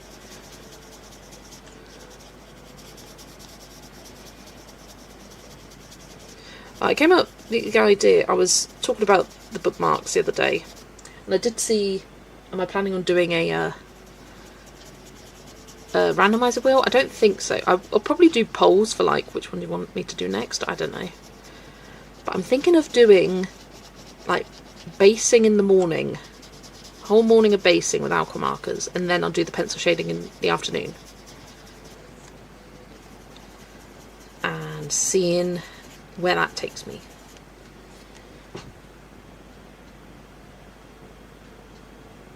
Jess is high on pencil shading. I did empty my AFMAT pencil sharpener earlier because it started eating my pencil. Oh gosh, guys, Joe, make sure, public announcement, make sure you empty this when it gets to about here, because I thought, I could have sworn I read somewhere that it would automatically stop when it's too full and it would flash something. I felt like I read that somewhere. No, don't do it, because I put a pencil in and it kept going down and down and down and down, and I was like, no, yanking it out. I was like, stop sharpening. It just kept going. It was like going, I was like, help, my pencil, it's eating it. And oh, that was scary. My poor chroma flow. Luckily it's not one that I use very often, but hey, it started off a nice long pencil and it's much shorter now. So lesson to everyone, empty your sharpenings. Don't leave it so full, because the sharpener gets confused and just keeps eating the pencil. Whoopsie.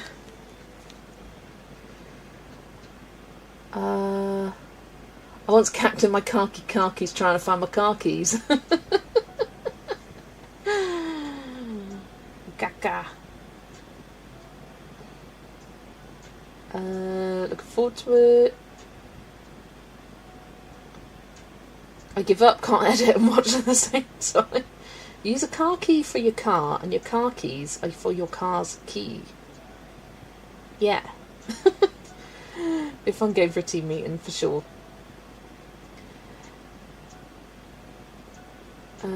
Is that even possible? What's in Black Widow? It's a pencil muncher, literally. Debating on getting a second AFMAT sharpener to leave downstairs. Fair. OMG, no way, and that's because it was too full, like its detector was hindered or something. I think so, because it was full. I had to like whack it onto the side of the bin. I was slapping its bum real hard. Don't come in at this point. You're going to know what's going on. I'm talking about a pencil sharpener, not a human. I'm not finishing this page tonight, I can tell you that for free.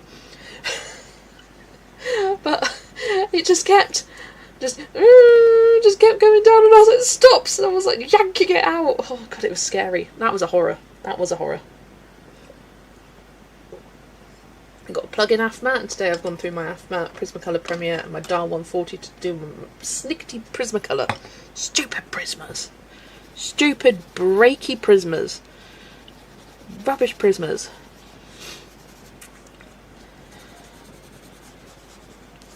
Can I just say, especially if you're a Brit, don't bother with Prismas. Save your money and get Holbeins instead. They are superior in every way. That is a quality pencil.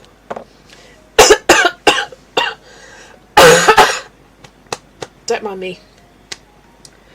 Just coughing on my own spit.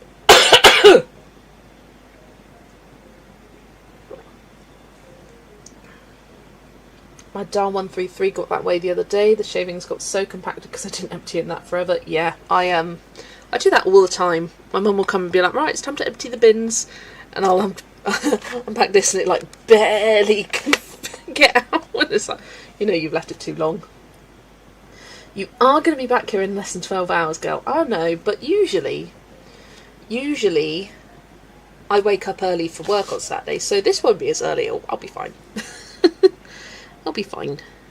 That was proper Wiltshire, that. I'll be fine. Agreed with you on that, because Prismas are hard to obtain in Great Britain, but what about Derwent? You have the factory right there. Still Holbein. Still Team Holbein. Like, in terms of, like, quality. Because Chromaflows can also break, and they're thin, they don't feel quite as high quality, but the Holbeins, I'm just obsessed. Obsessed. I also got an AFAT, but it's a plug-in. If it gets too compacted, it's so hard to get the compartment out. Yeah. Love the Holbein, so silky. It's like sucking on a cube of Galaxy or a lint ball compared to some cheap Easter egg chocolate. Yes. They are what I expected the Prismas to be. I expected the Prismas to be like magic, because that's how people describe them. Holbeins are said magic.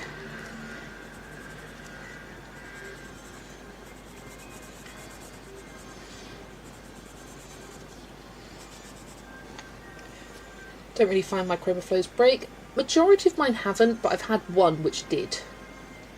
And I know other people have had issues.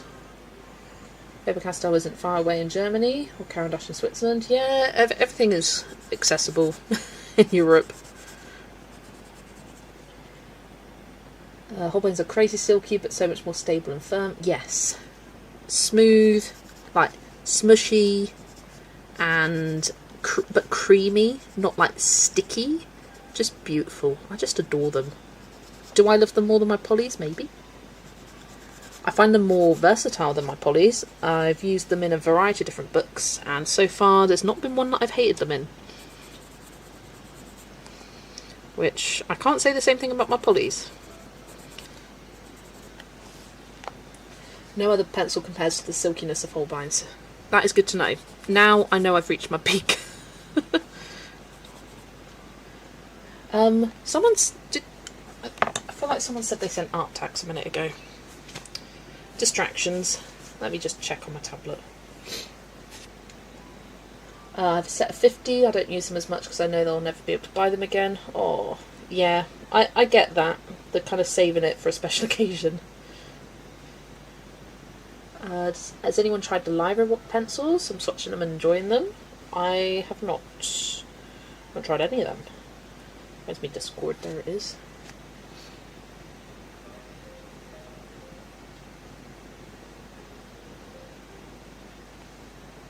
Oh, okay, I'm good. I was like, did someone say, and I think it was ages ago that someone said that. What's an art tax? Art tax is what it is. It's a term made up by Amy Wardart. And the saying goes that tax is optional, and the only tax we ask for in stream is art or pets or anything you want to share tax. That's the concept of art tax. And if you share it in there, means that you share it on stream. Got my whip in your Discord, lovely, lovely. I will share it. Yeah, it's the tax that I charge. That's completely optional. You send it, and the Discord has been a great place to send it and share it and interact with other people's. Art Attack, that 80s kids show, yeah. Art tax, that's a lovely concept, yes. Adopted by many of us streamers now, but created as a concept by Amy Wardart. Credit where credit's due. Yeah, the poly colours she's got. I put in the what you whipping on, as I assume that's the right place. For streams, put it in the streaming channel. We created a separate channel for that, and then the art tax in there. But yeah, if you put it in somewhere else, it's also fine. But just for future reference, you're sharing it for a stream, put it in the streaming channel category thing, and under art tax for streams.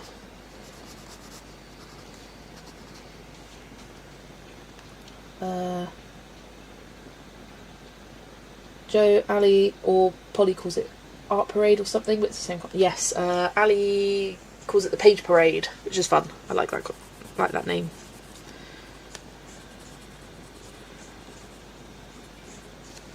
Put it in the right one. Lovely stuff.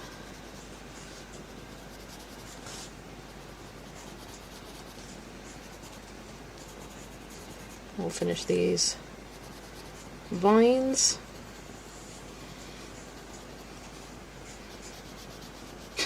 That reminds me, when I went to my grandma's on Sunday last week, I was saying to her about the live stream and how I love how you come in and just say one comment and then that's it. And she was like, yeah, why were you asking that stupid question of what colour the thing should be? Of course it should have been green. And I was all right. One woman's opinion. They just looked branchy.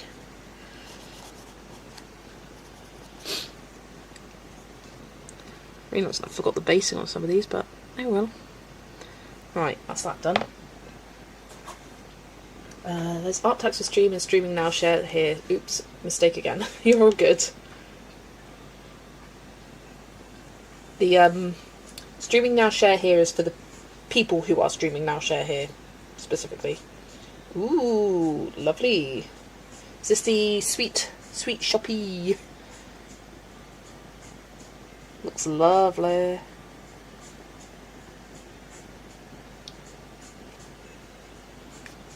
Love that purple colour. Very pretty. Oh, I've lost my Discord app. The only thing not transferred to new phone. Let me in if I knock on the door. Yes, I could put the link. Put the link in the chat so you can just click on the link in case you're not in it. And you're like, what is said thing I want to join? You couldn't get on it? You do, like when you first made your account, you need to verify your email address. That is where people have tripped up on in the past. Here we go, link to join, and I will pin that. Can only get Discord from my own... Oh, pardon me. Sorry, I burped.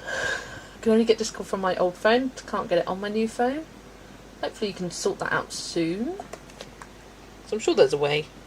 I know the way. Do, do, do, do, do, do.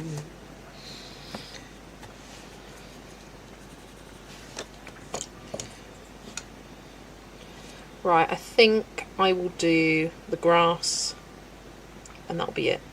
And I'll finish this off next Friday and I'll find something else quick to do when I've finished it because it shouldn't take too long. I might do the background off stream so then I can actually say that I've finished the whole page.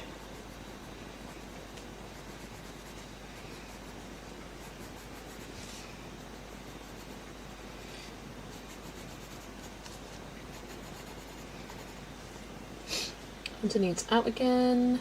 There's facial recognition on Discord, so you should be able to log in using your face. Thought you broke wind. It's just, yes, but from the upper part of the body. It was one of them hiccups.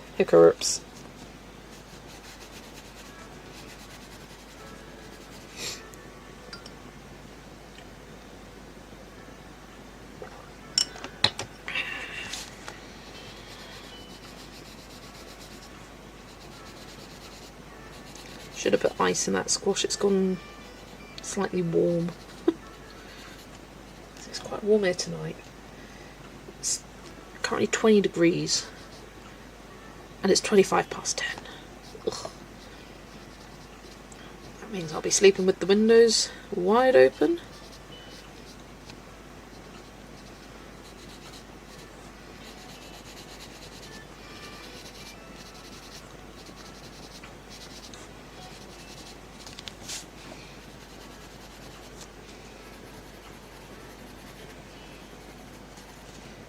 Yeah, if I finish this off next week and maybe also start that Christmas page that I can also finish off once I finish this, because that won't take me a whole stream. I say that now. Back, it was because I had to verify new IP address / phone. There you go. What am I drinking? Cherries and Berries Squash by Tesco. When my video comes out, you will know I was watching this live stream. I bet there's lots of errors I haven't cut out. I do wonder how many errors there are in my videos because I barely edit.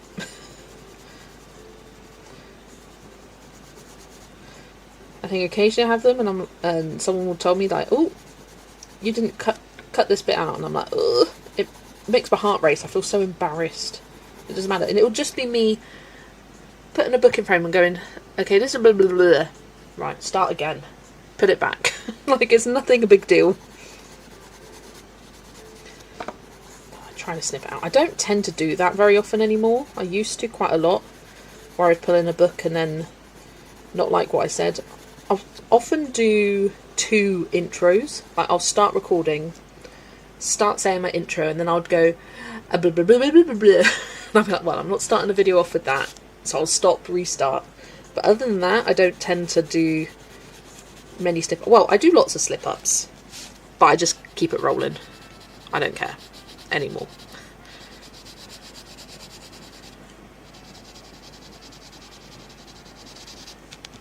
I think the only video I watched the whole way through, because I was nervous that I hadn't edited everything out fully, was the how to print colouring pages, because I did a lot of stopping and restarting because things were taking forever to load, so I would start talking and then it would be nothing, and so I was like, right, I need to watch this whole video back to make sure I don't leave any stupid bits in. I was going to ask the same thing. What is a squash? It's concentrated juice, like a cordial. Well, it is a cordial. It comes in a large bottle. You put like that much in your glass and then fill the rest with water, and it's a diluted juice drink, or a vegetable squash. Different to that. It's not a butternut squash. Drinking squash. I think I've heard recently that up north people call it different. People up north, Joe, what do you call squash? The diluted juice drink. Sent art tax. Chuff me why is using Discord like time to tie shoes again. Honestly, you will get used to it. I've heard from several people that they're not tech savvy and it's actually quite intuitive. It's just a lot of things, and once you know all the things, then you're pretty good. Ooh, art tax, art tax. Ooh. Although the heather is super saturated, gonna try and redo my second pastel landscape. It's the Salt Cellar on Derwent Edge in the Peak District. Photo I took on a hike. That is gorgeous. Not the face. You call it dilute. Yeah, that's it. Dilute. Weird. Like, dilute. That's so fancy. You old poshy Yorkies. Which, if you know anything about the UK, you know it's true. Oh, gonna get the dilute. Except it wouldn't be said like that. Get the dilute. I'm guessing we're finishing soon. I am, and welcome, Amanda. I'm gonna wrap up in just a minute. Sharing Joe's beautiful pastel drawing. You are an artiste. Posh Yorkies. It's a bit of a dichotomy, that. Two opposites. You call it concentrate juice? Ah, there you go. Yes, Helen, we are simple folk. We just call things what we do to them. Dilute it. Oh, you're talking about diluting juice. Oh. Oh, what was it that my client told me? Of something... Oh, what was it? Of something Scots call things. That's not very descriptive. But it was like squashies, scorchies. It was something and an ease. I cannot think of what it was. Ah, don't matter. What is high juice? I don't know. I think it's bedtime. Yes, so tomorrow I will be scheduling the live stream as soon as I wrap up here. So you can check the channel out for what I do.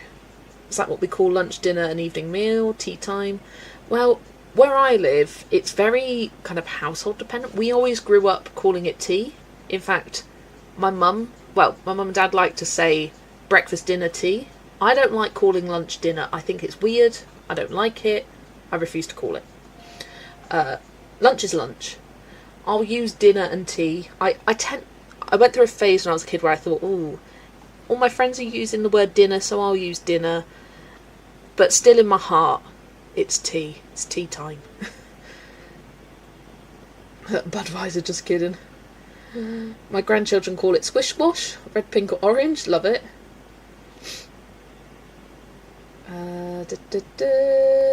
Breakfast, lunch, dinner. Yeah, I'd call it breakfast, lunch, tea. That's our name. That's how I call it. Breakfast, lunch and tea. Tea time. Right, I am going to sign off here. I will be back in 11.5 hours time. Let's go. To do the bookmark bonanza. I'll give you a little teaser for what's in store tomorrow.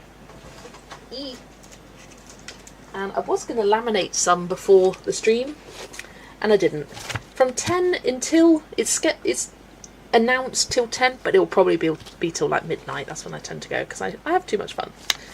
Yeah, I'll be colouring in these books. I've got 6 picked out from each. I will not be doing all of them. I managed 13 last time, so my goal is 14 if I do anything more than that. But yeah, I'm thinking base 3 of each in the morning, shade in the afternoon. Is that possible? I'm not sure. We will see. But yeah, I will see you all tomorrow, hopefully. Yeah, who has bookmarks to colour tomorrow? It'll be great to see. And definitely share if you are in the Discord, in the art tax part. Come on in, exactly. 10 AM, so I'm 6 hours behind. That's 4 AM for me. Let's get up. No, I'm joking. No, come and go as you please, as always. And I would love to see you when you are. You have some in Midnight Oracle. Ooh, yeah, fun. Love you lots like jelly tots, exactly as Helen would say. But yeah, I will see you, or see lots of you hopefully tomorrow, and colouring lots of different bookmarks. So yeah, I'll see you in less than 12 hours time. Bye everyone.